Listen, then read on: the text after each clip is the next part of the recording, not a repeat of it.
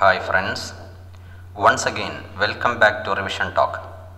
Plus 2 Business Studiesലെ 10ാമത്തെ ചാപ്റ്ററായ ഫിനാൻഷ്യൽ മാർക്കറ്റ് നമുക്ക് ഡിസ്കസ് ചെയ്യാം.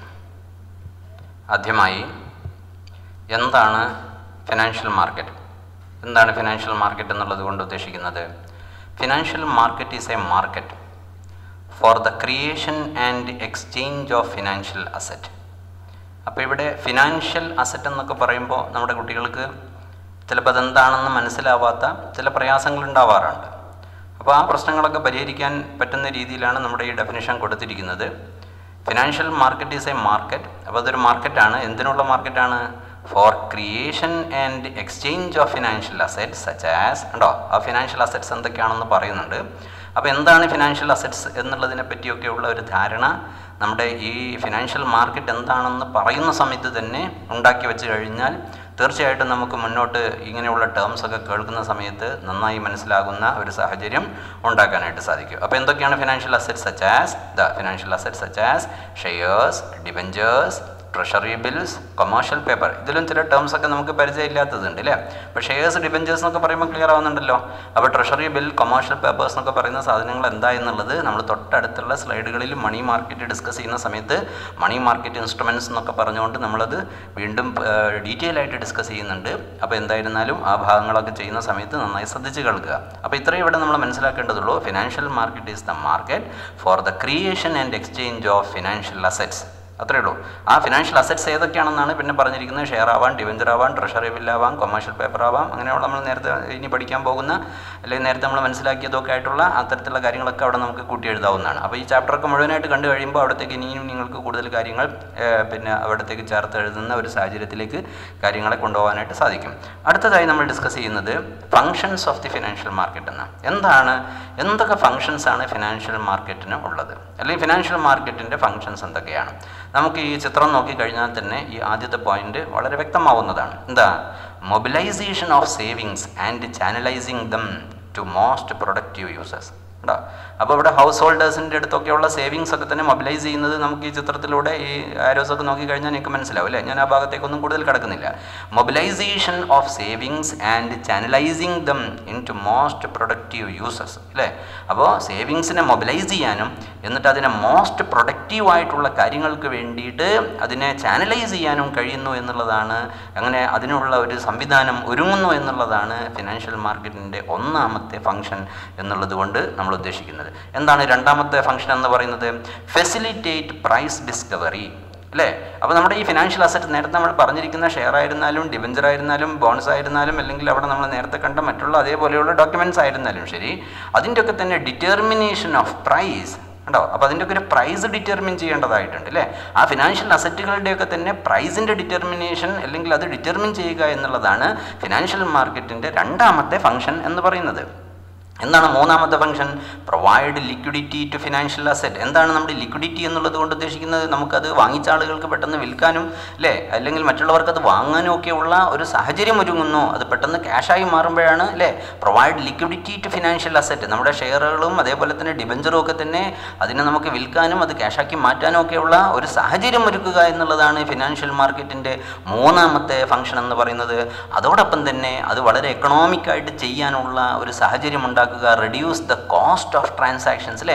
അപ്പോൾ ഈ ഫിനാൻഷ്യൽ മാർക്കറ്റ് ഉള്ളത് കൊണ്ട് നമുക്ക് എന്ത് ചെയ്യാനായിട്ട് സാധിക്കും? അതിൻ്റെ കോസ്റ്റ് ഓഫ് ട്രാൻസാക്ഷൻ പരമാവധി എന്ത് ചെയ്യാനായിട്ട് സാധിക്കും? റെഡ്യൂസ് ചെയ്യാനായിട്ട് സാധിക്കും എന്നുള്ളതാണ് നാലാമത്തെ ഇതിൻ്റെ ഫംഗ്ഷൻ എന്ന് പറയുന്നത്. അപ്പോൾ നമ്മളിപ്പോൾ ഡിസ്കസ് ചെയ്തിട്ടുള്ളത് 4 പോയിന്റുകളാണ്. ഒന്നാമത്തെ പോയിന്റ് ആദ്യത്തെ സ്ലൈഡിലാണ് നമ്മൾ കണ്ടത്. എന്തൊക്കെയാണ്? Mobilisation of savings and channelising them into the most productive users, അതാണ് ഒന്നാമത്തെ പോയിന്റ്. രണ്ടാമത്തെ ഫെസിലിറ്റേറ്റ് പ്രൈസ് ഡിസ്കവറി രണ്ടാമത്തെ point. Then provide liquidity to financial asset മൂന്നാമത്തെ പോയിന്റ്. ദെൻ നാലാമത്തെ പോയിന്റ് ആയിട്ട് നമ്മൾ മനസ്സിലാക്കേണ്ടത് reduce the cost of transaction എന്നുള്ളതാണ്. ഇനി നമ്മൾ അടുത്തൊരു ടോപ്പിക്കിലേക്ക് പോവുകയാണ്. നമ്മുടെ ഈ ചാപ്റ്ററിൻ്റെ ഏറെക്കുറെ ഒരു നല്ലൊരു ഭാഗം ഈ ഒരു ഏരിയ ഒക്കെ ആയിരിക്കും നമ്മൾ ഡിസ്കസ് ചെയ്യുന്നത്. മാത്രമല്ല ധാരാളം ചോദ്യങ്ങൾ എക്സാമിന് ചോദിച്ചിരിക്കുന്ന ഒരു ഭാഗം കൂടിയാണ് ഫിനാൻഷ്യൽ മാർക്കറ്റ്. ഫിനാൻഷ്യൽ മാർക്കറ്റിനെ നമുക്ക് രണ്ടായിട്ട് ക്ലാസിഫൈ ചെയ്യാം. ദെൻ ആദ്യം വേണമെങ്കിൽ നമുക്ക് മണി മാർക്കറ്റ് മാർക്കറ്റ് എന്ന് പറയാം. നമ്മൾ ഡിസ്കസ് ചെയ്യുന്ന സമയത്ത് ആദ്യം മണി മാർക്കറ്റാണ് ഡിസ്കസ് ചെയ്യുന്നത്. അപ്പോൾ ഫിനാൻഷ്യൽ മാർക്കറ്റിനെ നമ്മൾ അതിനെ ക്ലാസിഫൈ ചെയ്യുകയാണ്. എങ്ങനെയാണ് ക്ലാസിഫൈ ചെയ്യുന്നത്? ഒന്ന് മണി മാർക്കറ്റ്, രണ്ടാമത്തത് ക്യാപിറ്റൽ മാർക്കറ്റ്. ക്യാപിറ്റൽ മാർക്കറ്റിനെ നമ്മൾ വീണ്ടും ഡിവൈഡ് ചെയ്യുന്നു primary market and secondary market. അപ്പോൾ ഇനി അങ്ങോട്ടുള്ള കുറച്ച് സമയം നമ്മൾ ഈ ഒരു ചാപ്റ്ററിൻ്റെ ഡിസ്കഷൻ പൂർണ്ണമായിട്ട് ഈ ഒരു ചാർട്ടിനെ ബേസ് ചെയ്തുകൊണ്ടായിരിക്കും. ഈ ചാർട്ട് വെച്ചുകൊണ്ട് നമ്മൾ കൂടുതലൊന്നും പറയുന്നില്ല, ഇത് ജസ്റ്റ് ഒന്ന് മനസ്സിലാക്കി വെക്കുക. ഫിനാൻഷ്യൽ മാർക്കറ്റ് ഇത് ഈ ഒരു രീതിയിലാണ് നമ്മളിനി മുന്നോട്ട് പോകുന്നത് എന്നുള്ളത് കൊണ്ട് തന്നെ ഇത് ഈ ഒരു തുടക്കത്തിൽ നമ്മൾ ഇത് പറയുന്ന സമയത്ത് ഇത് ഇങ്ങനെയൊക്കെയാണ് ഫിനാൻഷ്യൽ മാർക്കറ്റിനെ നമ്മൾ ക്ലാസിഫൈ ചെയ്യുമ്പോഴാണ് മണി മാർക്കറ്റ് എന്നും ക്യാപിറ്റൽ മാർക്കറ്റ് എന്നും രണ്ടായി തിരിയുന്നത്. ദെൻ ക്യാപിറ്റൽ മാർക്കറ്റിനെ വീണ്ടും ക്ലാസിഫൈ ചെയ്യുന്നതാണ് പ്രൈമറി മാർക്കറ്റും സെക്കൻഡറി മാർക്കറ്റ് എന്നൊക്കെ നമ്മുടെ മനസ്സിൽ ആദ്യമേ ഉണ്ടാവുന്നതിന് വേണ്ടിയാണ് നമ്മൾ ഈ ചാർട്ടൊക്കെ തന്നെ ഇവിടെ തുടക്കത്തിൽ കൊടുത്തിരിക്കുന്നത്. ദെൻ ഇനി നമ്മൾ ഡിസ്കസ് ചെയ്യാൻ പോകുന്നത് എന്താണ് മണി മാർക്കറ്റ്. മണി മാർക്കറ്റിൽ ധാരാളം പ്രാവശ്യം എക്സാമിന് ക്വസ്റ്റ്യൻസ് വന്നൊരു ഭാഗം കൂടിയാണ് അല്ലേ. അപ്പോൾ അതുകൊണ്ട് തന്നെ അത് വളരെ ശ്രദ്ധിച്ചുകൊണ്ട് ചില ചോദ്യങ്ങളൊക്കെ തന്നെ ഇടയ്ക്കിടയ്ക്ക് ഇവിടെ ഇങ്ങനെ കൊടുത്തിട്ടുണ്ട്. അപ്പോൾ അതും കൂടെ ശ്രദ്ധിച്ചുകൊണ്ട് നമുക്ക് മുന്നോട്ട് പോകാം. Indian money market is well developed one with the active participation of large number of financial instruments. കേട്ടോ, name the 3 participants of Indian money market. Name any 3 innovative financial instruments. അപ്പോൾ ഇവിടെ 2-3 കാര്യങ്ങളാണ് ചോദ്യങ്ങളിൽ വന്നിരിക്കുന്നത്. ഇന്ത്യൻ മണി മാർക്കറ്റ് എന്ന് പറയുന്നത് well developed ആണെന്നൊക്കെ ആദ്യം പറഞ്ഞു. അതിൽ ധാരാളം ആക്റ്റീവായിട്ടുള്ള പാർട്ടിസിപ്പൻസ് ഉണ്ടെന്ന് പറഞ്ഞു. എന്നിട്ട് നമ്മളോട് ചോദിക്കുകയാണ് അതിൽ ഏതെങ്കിലും ഒരു 3 പാർട്ടിസിപ്പൻസിൻ്റെ പേരെങ്കിലും നമ്മൾ എന്ത് ചെയ്യേണ്ടതായിട്ട് name any 3 participants of Indian money market. അത് മാത്രം എഴുതിയാൽ പോരാ, name any 3 innovative financial instruments. എന്തൊക്കെയാണ് മണി മാർക്കറ്റ് ഇൻസ്ട്രുമെൻറ്റ്സ് നമ്മൾ ഇനി ചർച്ച ചെയ്യാൻ പോകുന്നതാണ്. ഇതിപ്പം 2015 ഹയർ സെക്കൻഡറി പരീക്ഷയ്ക്ക് 5 മാർക്കിന് ചോദിച്ചൊരു ക്വസ്റ്റനാണ്. അപ്പോൾ അത് ഇതിൻ്റെ ഒരു പ്രാധാന്യം മനസ്സിലാക്കാൻ വേണ്ടിയിട്ടാണ്, അല്ലെങ്കിൽ ഇങ്ങനെയൊക്കെയാണ് ഇതിന് ക്വസ്റ്റ്യൻസ് വരുന്നത് എന്നുള്ളത് മനസ്സിലാക്കാൻ വേണ്ടിയിട്ടാണ് ഇതിൻ്റെ തുടക്കത്തിൽ തന്നെ ഇത്തരത്തിലുള്ള ചോദ്യങ്ങളൊക്കെ തന്നെ അവതരിപ്പിച്ചുകൊണ്ട് നമ്മൾ മുന്നോട്ട് പോകുന്നത് എന്നുള്ളത് നിങ്ങൾ മനസ്സിലാക്കുക. അപ്പോൾ ആദ്യം നമുക്ക് എന്താണ് മണി മാർക്കറ്റ് എന്ന് നോക്കാം അല്ലേ. ഇതിൻ്റെ താഴെ വീണ്ടും ഇനി 2 ചോദ്യങ്ങൾ, ഇതിൽ ചോദിച്ച 2 ചോദ്യങ്ങൾ വീണ്ടും ഇവിടെ കൊടുത്തിട്ടുണ്ട്. അപ്പോൾ എന്തായിരുന്നാലും നമുക്ക് ആദ്യം മണി മാർക്കറ്റ് എന്താണെന്ന് നോക്കാം. അപ്പോൾ മണി മാർക്കറ്റ് ഇപ്പോൾ നേരത്തെ ചോദിച്ച ചോദ്യത്തിനുള്ള ഉത്തരങ്ങളൊക്കെ തന്നെ ഈ മണി മാർക്കറ്റിൽ എക്സ്പ്ലനേഷനിൽ വരുന്നുണ്ട് അല്ലേ. Money market is the market of short term funds. അപ്പോൾ നമ്മൾ അതിനെ മണി മാർക്കറ്റ് എന്നും ക്യാപിറ്റൽ മാർക്കറ്റ് എന്നും ഡിവൈഡ് ചെയ്യുമ്പോൾ അല്ലേ, ഫിനാൻഷ്യൽ മാർക്കറ്റിനെ നമ്മൾ മണി മാർക്കറ്റ് എന്നും ക്യാപിറ്റൽ മാർക്കറ്റ് എന്നും ഡിവൈഡ് ചെയ്യുമ്പോൾ തന്നെ ഇപ്പോൾ നിങ്ങൾക്ക് ഒരു ഐഡിയ വന്നിട്ടുണ്ടാവും. അവിടെ ഷോർട്ട് ടേം ഫണ്ട് ആകുമ്പോഴാണ് നമ്മൾ അതിനെന്തെന്ന് പറയുന്നത് മണി മാർക്കറ്റ് എന്ന് പറയുന്നത്. കണ്ടോ, the money market is a market of short term funds which deals in financial assets whose period of maturity is up to 1 year. അപ്പോൾ അത് ഷോർട്ട് ടേം എന്ന് പറയാൻ കാരണം അതിൻ്റെ മെച്യൂരിറ്റി പീരിയഡ്, അവിടെ നമ്മൾ ഉപയോഗിക്കുന്ന ഫിനാൻഷ്യൽ അങ്ങനെയുള്ള ഉപയോഗിക്കുന്ന ഇൻസ്ട്രുമെൻറ്റ്സ് ഒക്കെ ഉണ്ടാവുമല്ലോ, ആ ഇൻസ്ട്രുമെൻറ്റ്സിൻ്റെ ഒക്കെ അതിൻ്റെ മെച്യൂരിറ്റി പീരിയഡ് എന്ന് പറയുന്നത് എപ്പോഴും എന്തായിരിക്കും? അപ് ടു 1 year ആയിരിക്കും. അപ്പോൾ ഒരു വർഷത്തിൽ കുറഞ്ഞ പീരിയഡിലേക്ക് അതിൻ്റെ കാലാവധിയുള്ള അത്തരത്തിൽ മെച്യൂരിറ്റി പീരിയഡുള്ള അത്തരത്തിലുള്ള ഇൻസ്ട്രുമെൻറ്റ്സ് ആണ് നമ്മളിവിടെ കൂടുതലായിട്ട് ഫിനാൻഷ്യൽ അസറ്റ്സ് ആണ് നമ്മളിവിടെ അങ്ങനെയുള്ള അസറ്റ്സുമായിട്ടാണ് നമ്മളിവിടെ ഡീൽ ചെയ്യുന്നത് എന്നുള്ളതാണ് മണി മാർക്കറ്റിൻ്റെ പ്രത്യേകത. Money market is the market of short term funds. വളരെ സിമ്പിളായിട്ട് പറഞ്ഞാൽ money market is a market of short term funds. ഇനി നേരത്തെ ചോദിച്ച ചോദ്യത്തിനുള്ള ഉത്തരവും കൂടെ ഇവിടെ രണ്ടാമത്തെ പാരഗ്രാഫിൽ നമുക്ക് കാണാം. എന്തായിരുന്നു നേരത്തെ ചോദിച്ച ഒരു ചോദ്യത്തിൽ name any 3 participants of Indian money market. Indian money മാർക്കറ്റിൻ്റെ 2-3 പാർട്ടിസിപ്പൻസിൻ്റെ പേരെഴുതാനാണ് പറഞ്ഞത്. അപ്പോൾ അത് ആ എക്സ്പ്ലനേഷൻ ഇവിടെ വരുന്നത്. Major participants in the money market are reserve bank, commercial bank, non banking finance companies, large corporate houses and mutual funds അല്ലേ. ഇവിടെ 3 എഴുതിയാൽ മതി. ഇവിടെ 4 കൊടുത്തിട്ടുണ്ട്. അതിലൊരു 3 സെലക്ട് ചെയ്തുകൊണ്ട് നമുക്ക് പെട്ടെന്ന് ഓർക്കാൻ പറ്റുന്ന 3 ഇതിൻ്റെ ആൻസർ ആയിട്ട് എഴുതാവുന്നതാണ്. റിസർവ് ബാങ്ക് എഴുതാം, കൊമേഴ്ഷ്യൽ ബാങ്ക് എഴുതാം, നോൺ ബാങ്കിങ് ഫിനാൻസ് കമ്പനീസ് എഴുതാം. അപ്പോൾ ഇങ്ങനെയുള്ള ഏതെങ്കിലും ഒരു 3 എഴുതി കഴിഞ്ഞാൽ നമുക്ക് ഇവിടെ ചോദിച്ച ചോദ്യത്തിൻ്റെ ആദ്യത്തെ ഉത്തരമായി കഴിഞ്ഞു അല്ലേ. Name any 3 participants of the Indian money market. ഇനി ഇന്നോവേറ്റീവ് ആയിട്ടുള്ള 3 ഇൻസ്ട്രുമെൻറ്റ്സ് ആണ് അടുത്തതായിട്ട് ചോദിച്ചിട്ടുള്ളത്. ആ ഭാഗത്തേക്ക് നമ്മൾ പോവുകയാണ്. അടുത്തതായിട്ട് നമ്മൾ ആ ഭാഗത്തേക്ക് ഡിസ്കസ് ചെയ്യുന്നതിന് മുമ്പായിട്ട് 2 ക്വസ്റ്റ്യൻസും കൂടെ നിങ്ങളുടെ മനസ്സിലേക്ക് കൊണ്ടുവരികയാണ്. എന്താണ്? These are market for short term funds. Identify the type of financial market and list out its various instruments. കണ്ടോ, these are the market for short term funds. അപ്പോൾ നമ്മളിത് അവിടെ പറഞ്ഞതേ ഉള്ളൂ, ഇത് market of short term funds ആണെന്ന് പറഞ്ഞു. അപ്പോൾ identify the type of financial market. ഇവിടെ നമ്മൾ ഐഡൻറ്റിഫൈ ചെയ്യണം ഇത് ഏത് ടൈപ്പ് ഫിനാൻഷ്യൽ മാർക്കറ്റ് ആണെന്ന് നമ്മൾ ഐഡൻറ്റിഫൈ ചെയ്യുകയും എന്നിട്ട് list out its various instruments, ഇതിൻ്റെ ഇൻസ്ട്രുമെൻറ്റ്സ് ഏതൊക്കെയാണെന്ന്. അപ്പോൾ നമ്മൾ ഇനി ഡിസ്കസ് ചെയ്യാൻ പോകുന്നതൊക്കെ ആ ഏരിയ ആയതുകൊണ്ടാണ് ഞാൻ ഈ ചോദ്യം ഇവിടെ തന്നെ കൊടുത്തിരിക്കുന്നത്. ഇനി ഇതേ ഏരിയ തന്നെ മണി മാർക്കറ്റിൽ നിന്നും വീണ്ടും ക്വസ്റ്റ്യൻസ് വന്നിട്ടുണ്ട്. It is the market of short term financial assets having maturity period of less than 1 year. നമ്മൾ നേരത്തെ പറഞ്ഞു maturity period less than 1 year ആണ്. Explain the concept referred above. ഇത് എന്താണ് ഈ കൺസെപ്റ്റ് കൊണ്ട് ഉദ്ദേശിക്കുന്നത്? How it differ from capital market. അപ്പോൾ ഇത് എങ്ങനെയാണ് ക്യാപിറ്റൽ മാർക്കറ്റിൽ നിന്നും ഡിഫറൻ്റ് ആവുന്നത്? അപ്പോൾ മണി മാർക്കറ്റും ക്യാപിറ്റൽ മാർക്കറ്റിൻ്റെയും ഡിഫറൻസ് ഉൾപ്പെടെയുള്ള കാര്യങ്ങൾ വെച്ചുകൊണ്ടുള്ള ക്വസ്റ്റ്യൻസും ഈ ഏരിയയിൽ നിന്ന് ചോദിച്ചിട്ടുണ്ട്. അപ്പോൾ ഇത് വളരെ പ്രധാനപ്പെട്ട പല തരത്തിൽ, അതായത് ഇപ്പോൾ നമ്മൾ 3 ക്വസ്റ്റ്യൻസ് ഈ ഏരിയയിൽ നിന്ന് നമ്മൾ കണ്ടു. ആദ്യത്തെ ഒരു ക്വസ്റ്റ്യൻ തുടക്കത്തിൽ തന്നെ കാണിച്ചു, ഇനി 2 ചോദ്യങ്ങൾ ഇവിടെ നിങ്ങൾ കാണുകയും ചെയ്തു. അപ്പോൾ ഇതെല്ലാം ഉള്ളത് കൊണ്ട് തന്നെ ഈ ഒരു ഏരിയ വളരെ ഇമ്പോർട്ടൻ്റ് ആണ്, ധാരാളം തവണ ചോദിച്ച ഭാഗങ്ങളാണ് എന്നൊക്കെയുള്ളത് മനസ്സിലാക്കിക്കൊണ്ട് ഈ ഏരിയ വളരെ ശ്രദ്ധയോടുകൂടെ പഠിക്കണമെന്നും കൂടി ആവശ്യപ്പെടുകയാണ്. എപ്പോഴും ചോദിക്കുന്ന ഒരു ഭാഗമാണ് എന്നുള്ളത് ഒന്നും കൂടെ ഊന്നി പറയാൻ ആഗ്രഹിക്കുകയാണ്. എന്തൊക്കെയാണ് മണി മാർക്കറ്റ് ഇൻസ്ട്രുമെൻറ്റ്സ് എന്നുള്ളത് കൊണ്ട് ഉദ്ദേശിക്കുന്നത്? ഇവിടെ നമുക്ക് 5ഓളം ഇൻസ്ട്രുമെൻസിൻ്റെ പേരുകൾ തന്നിട്ടുണ്ട്. ഒന്നാമത്തെ ട്രഷറി ബില്ലാണ്, അതിന് ടി ബിൽ എന്നൊക്കെ വേണമെങ്കിൽ നമ്മൾ ചുരുക്കി പറയാം. കോൾ മണി അല്ലേ, കോൾ മണി എന്നാണ് എപ്പോഴും നമ്മൾ പറയാറ്, കോൾ അല്ലെങ്കിൽ നോട്ടീസ് മണി മാർക്കറ്റ് എന്ന് പറയും. ദെൻ മൂന്നാമത്തെ നോക്ക് സർട്ടിഫിക്കറ്റ് ഓഫ് ഡെപ്പോസിറ്റ്, CD എന്ന് പറയും. ദെൻ CP എന്ന് വേണമെങ്കിൽ പറയാം, കൊമേഴ്ഷ്യൽ പേപ്പർ. ദെൻ ഏറ്റവും അവസാനത്തത് കൊമേഴ്ഷ്യൽ ബിൽ, CB അല്ലേ. അപ്പോൾ ഇങ്ങനെയുള്ള ഇതൊക്കെ ഓരോന്നും എന്താണെന്ന് ചിലപ്പം ഒറ്റയടിക്ക് നമുക്ക് മനസ്സിലാവണമെന്നില്ല. ഇതൊക്കെ നമുക്ക് ഓരോന്നായിട്ട് ഓരോ ചെറിയ പോയിന്റുകളായിട്ട് നമ്മൾ ഇനിയും ഡിസ്കസ് ചെയ്യുമ്പോൾ, അപ്പോൾ ഈ ചോദ്യങ്ങളൊക്കെ ഒന്നുകൂടെ വീണ്ടും നിങ്ങളുടെ ശ്രദ്ധയിലേക്ക് കൊണ്ടുവരികയാണ്. ഇവിടെ മറ്റൊരു ക്വസ്റ്റ്യൻസ് കൂടെ കൊടുത്തിട്ടുണ്ട്. Your teacher told you to prepare a table showing various money market instruments. അപ്പോൾ ടീച്ചർ നമ്മളോട് ആവശ്യപ്പെട്ടിരിക്കുകയാണ് എന്താണ്, various money market instruments and their maturity period. അപ്പോൾ ഈ പറഞ്ഞ ഓരോ മണി മാർക്കറ്റ് ഇൻസ്ട്രുമെൻറ്റ്സും അതിൻ്റെ മെച്യൂരിറ്റി പീരിയഡ്, എല്ലാത്തിൻ്റെയും മെച്യൂരിറ്റി പീരിയഡ് എന്ന് പറയുന്നത് ഏറ്റവും ചുരുങ്ങിയത് അല്ലെങ്കിൽ നമുക്ക് കോമൺ ആയിട്ട് പറയാവുന്നത് 1 വർഷത്തിൽ കൂടില്ല എന്നുള്ളത് നമുക്കറിയാം. എന്നിരുന്നാലും അതിന് കൃത്യമായിട്ട് എത്ര ദിവസം മുതൽ എത്ര മാസം വരെ, അല്ലെങ്കിൽ എത്ര ഡേയ്സ് മുതൽ എത്ര മാസം വരെ എന്നൊക്കെയുള്ള രീതിയിൽ നമ്മളതിൻ്റെ മെച്യൂരിറ്റി പീരിയഡ് കൂടെ വെച്ചുകൊണ്ട് ഒരു ചാർട്ട് പ്രിപ്പയർ ചെയ്യാൻ വേണ്ടി നമ്മളോട് ആവശ്യപ്പെട്ടിരിക്കുകയാണ്. How will you prepare such a table? നിങ്ങൾ എങ്ങനെയായിരിക്കും ആ ടേബിൾ പ്രിപ്പയർ ചെയ്യുക? 4 മാർക്കിന് വളരെ എളുപ്പത്തിൽ 4 മാർക്ക് വാങ്ങാവുന്ന ഒരു ക്വസ്റ്റ്യൻ ആണ്. ഇങ്ങനെയുള്ള ചോദ്യങ്ങളും ഈ ഏരിയയിൽ നിന്ന് ചോദിച്ചിട്ടുണ്ട് എന്നുള്ളത് നിങ്ങളുടെ ശ്രദ്ധയിലേക്ക് കൊണ്ടുവരികയാണ്. ഇനി നമ്മൾ ഇതിലെ ഓരോ മണി മാർക്കറ്റ് ഇൻസ്ട്രുമെൻസിനെ കുറിച്ചുമുള്ള ഡിസ്കഷനാണ്. ആ മണി മാർക്കറ്റ് ഇൻസ്ട്രുമെൻറ്റ്സ് ഡിസ്കസ് ചെയ്തതിന് ശേഷം മണി മാർക്കറ്റും ക്യാപിറ്റൽ മാർക്കറ്റും തമ്മിലുള്ള ഡിഫറൻസിലേക്ക് നമ്മൾ പോകും. അവിടെ അങ്ങനെയുള്ള ചോദ്യങ്ങളൊക്കെ ആദ്യമേ നിങ്ങളുടെ മനസ്സിലേക്ക് കൊണ്ടുവരാൻ വേണ്ടി തുടക്കത്തിലെ പറഞ്ഞു എന്നേ ഉള്ളൂ. ഓക്കെ, നമുക്ക് ഇനി എന്തൊക്കെയാണ് ആദ്യത്തെ ഓരോന്നായിട്ട് നമുക്ക് ഡിസ്കസ് ചെയ്യാം. ആദ്യം നമ്മൾ ഡിസ്കസ് ചെയ്യുന്ന ട്രഷറി ബിൽ, TB എന്നുള്ള ആ ഏരിയയാണ്. എന്താണ് ട്രഷറി ബിൽ? ചെറിയൊരു മോഡലൊക്കെ ഇവിടെ കൊടുത്തിട്ടുണ്ട് അല്ലേ. ഇതിൻ്റെ ഒരു മെച്യൂരിറ്റി പീരിയഡും ഇവിടെ കാണിച്ചിട്ടുണ്ട്. Maturity period may be between 14 to 364 days. 14 ദിവസം മുതൽ 364 ദിവസം വരെ മെച്യൂരിറ്റി പീരിയഡ് ഉള്ളതാണ് എന്തെന്ന് പറയുന്നത് ട്രഷറി ബിൽ എന്ന് പറയുന്നത്. ഇനി എന്താണ് ട്രഷറി ബില്ല്, ആരാണ് ഇത് ഉപയോഗിക്കുന്നത്, ഇതിൻ്റെ മറ്റെന്തെങ്കിലും പേരുകളുണ്ടോ തുടങ്ങിയിട്ടുള്ള കാര്യങ്ങളൊക്കെ തന്നെ നമുക്കിതാ ഇവിടെ വിശദമായി ഡിസ്കസ് ചെയ്യാവുന്നതാണ്. A treasury bill is basically an instrument of short term borrowings by government of India. കണ്ടോ? അപ്പോൾ ഇത് treasury bill is a basically an instrument of short term borrowing. Short term ബൊറോയിങ്സിനുള്ള ഏറ്റവും നല്ലൊരു ഉപാധിയാണ്. ആരാണ് ഇത് ഉപയോഗിക്കുന്ന? ആരാണ്? By the government of India. കണ്ടോ? Maturity is less than 1 year. അത് നമ്മളെല്ലാത്തിലും പറയാവുന്ന ഒരു പോയിന്റാണ്. എല്ലാത്തിലും മെച്യൂരിറ്റി ലെസ് ദാൻ 1 ഇയർ ആണ്. They are also known as, ഇതിൻ്റെ മറ്റൊരു പേര് ഇതോടെ ഒന്ന് നോട്ട് ചെയ്ത് വെക്കണം, ചിലപ്പോൾ 1 വേർഡൊക്കെ ആയിട്ട് ചോദിക്കുകയാണ്. Known as zero coupon bonds issued by Reserve Bank of India on behalf of central government. Central government വേണ്ടി Reserve Bank of India issue ചെയ്യുന്നതാണ്. ഇതിൻ്റെ മറ്റൊരു പേരാണ് എന്തെന്ന് പറയുന്നത്, it is also known as zero coupon bonds. കേട്ടോ? അപ്പോൾ ഇതും കൂടെ ഒന്ന് നോട്ട് ചെയ്ത് വെക്കുക. Okay, to meet the short term requirements of fund. നമുക്കറിയാം ഇതെല്ലാം ഷോർട്ട് ടേം റിക്വയർമെൻറ്റ്സിന് വേണ്ടിയാണ്. അതൊക്കെ നമുക്ക് എല്ലാത്തിലും എഴുതുന്ന സമയത്ത് അതിൻ്റെ കൂടെ എഴുതി കൊടുക്കാവുന്നതാണ്. പെട്ടെന്ന് നമുക്ക് ചെറിയൊരു പാരഗ്രാഫൊക്കെ തന്നെ എഴുതിയെടുക്കാൻ വേണ്ടി ഈ പറയുന്ന പോയിന്റ്സ് ഒക്കെ തന്നെ ഉപയോഗിക്കാവുന്നതാണ്. അതേപോലെ തന്നെ maturity period may be between 14 to 364 days. Clear ആയിട്ടുണ്ടാവുമെന്ന് വിചാരിക്കുന്നു. അപ്പോൾ treasury bill central government of ഇന്ത്യയാണ് അവരുടെ ഷോർട്ട് ടേം റിക്വയർമെൻറ്റ്സിന് വേണ്ടിയിട്ടാണ് ഇത് യൂസ് ചെയ്യുന്നത്. ഇതിന് സീറോ കൂപ്പൺ ബോണ്ട്സ് എന്നും കൂടെ അറിയപ്പെടുന്നു. ദെൻ ഇത് Reserve Bank of India on behalf of central government അവരാണത് എന്ത് ചെയ്യുന്നത്, ഇഷ്യൂ ചെയ്യുന്നത് എന്നുള്ളതൊക്കെ നമ്മൾ പറഞ്ഞു കഴിഞ്ഞു. ഓക്കെ, ഷോർട്ട് ടേം റിക്വയർമെൻ്റ് ആണ് ഇതിലൂടെ ഉദ്ദേശിക്കുന്നത് എന്നുള്ളത് നമ്മൾ പറഞ്ഞു കഴിഞ്ഞു. ദെൻ ദ ട്രഷറി ബില്ലിൽ നിന്ന് നമുക്ക് കൊമേഴ്ഷ്യൽ പേപ്പർ, CP-യിലേക്ക് പോകാം. എന്താണ് commercial paper?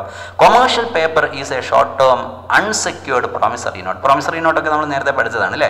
Commercial paper is a short term unsecured promissory note negotiable and transferable by endorsement and delivery. അപ്പോൾ അവിടെ പ്രോമിസറി നോട്ട് എന്ന് പറയുമ്പോൾ അതിൻ്റെ പ്രത്യേകത അത് നെഗോഷ്യബിൾ ആണ്. ചെക്കൊക്കെ പോലെ അത് നെഗോഷ്യബിൾ ആണ്, ആൻഡ് ട്രാൻസ്ഫറബിൾ ആണ് അല്ലേ. നമുക്കത് എൻഡോസ് ചെയ്തുകൊണ്ട് എന്ത് ചെയ്യാൻ പറ്റും, അത് ഒരാളിൽ നിന്നും മറ്റൊരാളിലേക്ക് ട്രാൻസ്ഫർ ചെയ്യാൻ പറ്റും. And delivery with a fixed maturity period. അതിനൊരു ഫിക്സഡ് മെച്യൂരിറ്റി പീരിയഡിൻ്റെ മെച്യൂരിറ്റി പീരിയഡ് ഞങ്ങൾക്ക് പെട്ടെന്ന് കാണുന്നതിന് വേണ്ടി നേരത്തെ ഒരു ടേബിളൊക്കെ പ്രിപ്പയർ ചെയ്യാൻ പറഞ്ഞിരുന്നില്ല. അതുകൊണ്ട് അത് പ്രത്യേകം വേറെ എടുത്ത് എഴുതിയിട്ടുണ്ട്. മെച്യൂരിറ്റി പീരിയഡ് എന്താണ് 15 days to 1 year ആണ്. It is issued by large credit worthy companies. ഇനി ഇതാരാണ് ഇഷ്യൂ ചെയ്യുന്നത്? നേരത്തെ നമ്മൾ സെൻട്രൽ ഗവൺമെൻറ് ആണ് ചെയ്യുന്നതെന്ന് പറഞ്ഞതുപോലെ ഇവിടെ it is issued by large credit worthy companies to raise short term funds. Short term fund. അപ്പോൾ ക്രെഡിറ്റ് വർത്തി കമ്പനീസ് അല്ലേ, കുറച്ചും കൂടെ ആ രീതിയിലൊക്കെ തന്നെ ഫണ്ട് റൈസ് ചെയ്യാൻ പറ്റുന്ന അത്തരത്തിലുള്ള നല്ല കമ്പനികളാണ് to raise short term funds raise ചെയ്യുന്നതിന് വേണ്ടിയിട്ടാണ് ഇത് ഉപയോഗിക്കുന്നത് at lower rate of interest than market rate. Market റേറ്റിനേക്കാൾ ലോവർ റേറ്റ് ഓഫ് ഇൻട്രസ്റ്റ് എന്നുള്ളതാണ് ഇതിൻ്റെ മറ്റൊരു പ്രത്യേകത. ഓക്കെ, അപ്പോൾ ഇതാണ് കൊമേഴ്ഷ്യൽ പേപ്പർ എന്നുള്ളത് കൊണ്ട് ഉദ്ദേശിക്കുന്ന ഒരു സ്പെസിഫിക് ഫോർമാറ്റ് നിങ്ങൾക്ക് കാണാവുന്നതാണ്. ദെൻ നമ്മൾ അടുത്ത പോയിന്റിലേക്ക് പോകുന്നു, കോൾ മണി. ഇത് ആരൊക്കെ തമ്മിലുള്ള ട്രാൻസാക്ഷൻ ആണ്? എന്താണ് കോൾ മണി എന്നുള്ളത് കൊണ്ട് ഉദ്ദേശിക്കുന്നത്? Call money is a short term finance repayable on demand. കണ്ടോ, അത് എൻ്റെ പേര് തന്നെ എങ്ങനെയാണ്, repayable on demand. Call money അല്ലേ, repayable on demand with a maturity period of 1 day to 15 days. അപ്പോൾ ഇതിൻ്റെ ഒരു പ്രത്യേകതയാണ്, ഒരു ദിവസം മുതൽ 15 ദിവസം വരെ ഇത് ഉപയോഗിക്കുന്ന ആരാണ്? Used for inter bank transactions ആണ്. അപ്പോൾ രണ്ട് ബാങ്കുകൾ തമ്മിലാണ് അവരുടെ ക്യാഷ് റിസർവ് റേഷ്യോ ഒക്കെ നമ്മൾ നേരത്തെ കേട്ടിട്ടുണ്ടാവും. അപ്പോൾ അങ്ങനെയുള്ള ക്യാഷ് റിസർവ് റേഷ്യോ ഒക്കെ മീറ്റ് ചെയ്യാനും ബുദ്ധിമുട്ടുണ്ടാകുന്ന സമയത്ത് ബാങ്കുകൾ തമ്മിലുള്ള ഇന്റർ ബാങ്ക് ട്രാൻസാക്ഷൻ ആയിട്ടാണ് എന്ത് വരുന്നത്? ഈ കോൾ മണി വരുന്നത് എന്നുള്ളത് മനസ്സിലാക്കണം. ദെൻ നമ്മൾ അടുത്ത പോയിന്റിലേക്ക് പോകുന്നു. എന്താണ്? സർട്ടിഫിക്കറ്റ് ഓഫ് ഡെപ്പോസിറ്റ്, CD എന്ന് നമുക്ക് ചുരുക്കി വിളിക്കാവുന്ന certificate of deposit. Certificate of deposits are unsecured negotiable short term instruments in bearer form. Issued by ആരാണ് ഇഷ്യൂ ചെയ്യുന്നത്? Issued by commercial bank and development financial institutions. അപ്പോൾ ഇഷ്യൂ ചെയ്യുന്നത് commercial ബാങ്കും അതേപോലെ തന്നെ ഡെവലപ്മെന്റ് ഫിനാൻഷ്യൽ ഇൻസ്റ്റിറ്റ്യൂഷൻസും ഒക്കെയാണ്. Then maturity period ranges from 91 to 1 year, 91 days to 1 year. അപ്പോൾ അതിൻ്റെ മെച്യൂരിറ്റി പീരിയഡ് നമ്മളിവിടെ കൊടുത്തിട്ടുണ്ട്. ആ മെച്യൂരിറ്റി പീരിയഡ് ഒക്കെ ഒന്ന് നോട്ട് ചെയ്ത് വെക്കുക. മെച്യൂരിറ്റി പീരിയഡ് മാത്രമായിട്ട് ടേബിൾ പ്രിപ്പയർ ചെയ്യാനൊക്കെ ചോദിച്ചുകൊണ്ടാണ് അതൊക്കെ ഒന്നും കൂടെ നമ്മൾ ഊന്നി പറയുന്നത്. ദെൻ കൊമേഴ്ഷ്യൽ ബിൽ അല്ലേ, a commercial bill is a bill of exchange. ഇത് ബിൽ ഓഫ് എക്സ്ചേഞ്ച് ആണ്. നമ്മൾ ഫസ്റ്റ് ഇയർ അക്കൗണ്ടിങ്ങിലൊക്കെ പഠിച്ച ബിൽ ഓഫ് എക്സ്ചേഞ്ച് അല്ലേ, used to finance the working capital requirements of business fund. ഇതെന്തിനാണ് യൂസ് ചെയ്യുന്നത്? Working capital requirements. നമ്മൾ കഴിഞ്ഞ ചാപ്റ്ററിൽ വർക്കിംഗ് ക്യാപിറ്റലിനെ കുറിച്ചും ഫിക്സഡ് ക്യാപിറ്റലിനെ കുറിച്ചൊക്കെ വളരെ വിശദമായിട്ട് ഡിസ്കസ് ചെയ്തിട്ടുണ്ടായിരുന്നു. അപ്പോൾ വർക്കിംഗ് ക്യാപിറ്റൽ റിക്വയർമെന്റ്സ്, വർക്കിംഗ് ക്യാപിറ്റലിനെ അഫക്ട് ചെയ്യുന്ന ഫാക്ടേഴ്സ്, ഇതൊക്കെ ഡീറ്റെയിൽ ആയിട്ട് ഡിസ്കസ് ചെയ്താണ്. ആ ഭാഗങ്ങളൊക്കെ കൂടുതൽ ക്ലിയർ ആവാൻ വേണ്ടി ഇതിൻ്റെ മുമ്പ് ചെയ്ത ഫിനാൻഷ്യൽ മാനേജ്മെന്റ് എന്ന് പറയുന്ന ആ ചാപ്റ്റർ കാണാത്ത ആളുകൾ അത് കണ്ണുകൂടി ആവശ്യപ്പെടുകയാണ്. അപ്പോൾ ഈ കാര്യങ്ങളൊക്കെ തന്നെ കൂടുതൽ മനസ്സിലാക്കാനായിട്ട് സാധിക്കും. It is a short term negotiable self liquidating instrument which is used to finance the credit sale of the firm അല്ലേ. നമ്മൾ സാധനങ്ങൾ വിൽക്കുന്ന സമയത്ത് അപ്പോഴാണ് ബില്ല് ഡ്രോ ചെയ്യുക, ബില്ല് ആക്സെപ്റ്റ് ചെയ്യുക, ദെൻ ഡിസ്കൗണ്ട് ചെയ്യുക. ഇതൊക്കെ നമ്മൾ നേരത്തെ ഡിസ്കസ് ചെയ്തിട്ടുണ്ടായിരുന്നു.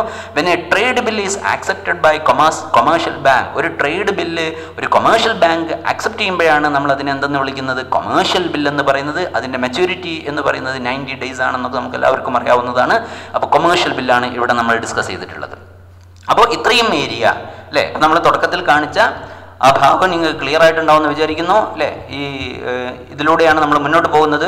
ഫിനാൻഷ്യൽ മാർക്കറ്റിനെ നമ്മൾ മണി മാർക്കറ്റ് എന്നും ക്യാപിറ്റൽ മാർക്കറ്റ് എന്നും നമുക്ക് ക്ലാസിഫൈ ചെയ്യാം. അതിലെ മണി മാർക്കറ്റാണ് ഇപ്പോൾ നമ്മൾ ഡിസ്കസ് ചെയ്തുകൊണ്ടിരുന്നത്. മണി മാർക്കറ്റ് എന്താണ്, മണി മാർക്കറ്റിലെ ഇൻസ്ട്രുമെൻറ്റ്സ് എന്തൊക്കെയാണ്, അതിൽ ചോദിച്ചിരിക്കുന്ന എക്സാമിന് ചോദിച്ച ചോദ്യങ്ങൾ എന്തൊക്കെയാണ് എന്നൊക്കെയുള്ള കാര്യങ്ങളാണ് നമ്മൾ ഇത്രയും നേരം വളരെ വിശദമായി ഓരോ ചെറിയ ചെറിയ സ്ലൈഡുകളായിട്ട് നമ്മൾ പറഞ്ഞുകൊണ്ടിരുന്നത്. ഇനി നമ്മൾ രണ്ടാമത്തെ ഭാഗത്തേക്ക് പോവുകയാണ്. എന്താണ്? ക്യാപിറ്റൽ മാർക്കറ്റ് അല്ലേ. ക്യാപിറ്റൽ മാർക്കറ്റിനെ രണ്ടായിട്ട് ഡിവൈഡ് ചെയ്യാമെന്ന് നമ്മൾ തുടക്കത്തിലേ പറഞ്ഞിരുന്നു. എങ്ങനെയാണ്? പ്രൈമറി മാർക്കറ്റ് എന്നും സെക്കൻഡറി മാർക്കറ്റ് എന്നുമാണ് നമ്മൾ ക്യാപിറ്റൽ മാർക്കറ്റിനെ ഡിവൈഡ് ചെയ്യുന്നത്. അപ്പോൾ നമുക്ക് ആദ്യം ക്യാപിറ്റൽ മാർക്കറ്റ് എന്താണെന്ന് നോക്കാം, പിന്നെ പ്രൈമറി മാർക്കറ്റ് എന്താണെന്ന് നോക്കാം, പിന്നെ സെക്കൻഡറി മാർക്കറ്റ് എന്താണെന്ന് നോക്കാം. അപ്പോൾ ഇങ്ങനെ ഓരോന്നായിട്ട് നമുക്ക് ഓരോ കൺസെപ്റ്റുകളായിട്ട് നമുക്ക് പഠിച്ച് മുന്നോട്ട് പോകാം. ഓക്കെ, ആദ്യം നമ്മൾ ക്യാപിറ്റൽ മാർക്കറ്റ് എന്താണെന്ന് പറയുന്നു അല്ലേ. It is the market for long term fund. അപ്പം ഇതുവരെ നമ്മൾ പറഞ്ഞുകൊണ്ടിരുന്ന മണി മാർക്കറ്റ് പറഞ്ഞ സമയത്ത് നമ്മൾ പറഞ്ഞുകൊണ്ടിരുന്നത് എന്താ? ഷോർട്ട് ടേം ഫണ്ട്സ് എന്നാണെങ്കിൽ it is a market for long term fund where ഡെപ്റ്റ് ആൻഡ് ഇക്വിറ്റി അല്ലെ, ഡെപ്റ്റ് capital and equity are traded. ഇവിടെ ട്രേഡ് ചെയ്യപ്പെടുന്നത് ഡെപ്റ്റ്, ഡിബെഞ്ചേഴ്സ് ഒക്കെ പോലെയുള്ള ഡെപ്റ്റ് ആൻഡ് ഇക്വിറ്റി ആർ ട്രേഡഡ്. ഇതൊക്കെയാണ് ഇവിടെ ട്രേഡ് ചെയ്യപ്പെടുന്നത്. It consist of development banks, commercial banks and stock exchange. അപ്പോൾ ഇവിടുത്തെ 3 പ്രധാനപ്പെട്ട പാർട്ടിസിപ്പൻസ് ഏതൊക്കെയാണെന്ന് ചോദിച്ചാൽ ഒന്ന് ഡെവലപ്മെന്റ് ബാങ്ക്സ് ആണ്, ദെൻ കൊമേഴ്ഷ്യൽ ബാങ്ക്സ് ഉണ്ട്, അതോടൊപ്പം തന്നെ സ്റ്റോക്ക് എക്സ്ചേഞ്ചും ഉണ്ട്. അപ്പോൾ ക്യാപിറ്റൽ മാർക്കറ്റിനെ കുറിച്ച് ചെറിയൊരു ധാരണ നമുക്ക് കിട്ടിയിട്ടുണ്ടാവുമെന്ന് വിചാരിക്കുന്നു. ദെൻ ക്യാപിറ്റൽ മാർക്കറ്റ് എന്ന് പറയുന്നതിനെ നമുക്ക് രണ്ടായിട്ട് ക്ലാസിഫൈ ചെയ്യാം. ഒന്നാമത്തത് പ്രൈമറി മാർക്കറ്റ് ആണ്. അപ്പോൾ ക്യാപിറ്റൽ മാർക്കറ്റിലെ പ്രൈമറി മാർക്കറ്റ് എന്ന് പറഞ്ഞാൽ എന്താണ് എന്നാണ് നമ്മൾ ആദ്യം ഡിസ്കസ് ചെയ്യാൻ പോകുന്നത്. Primary market is also known as the new issue market. ഇതിൻ്റെ മറ്റൊരു പേരാണ് ന്യൂ ഇഷ്യൂ മാർക്കറ്റ് അല്ലേ. അപ്പോൾ ആ പേരിൽ നിന്ന് തന്നെ ഇതെന്താണെന്നുള്ളതിനെ പറ്റി ഒരു ഐഡിയ നമുക്ക് കിട്ടിയിട്ടുണ്ടാവും. ന്യൂ ഇഷ്യൂ മാർക്കറ്റ്, പുതുതായിട്ട് ഷെയർ ഇഷ്യൂ ചെയ്യാം.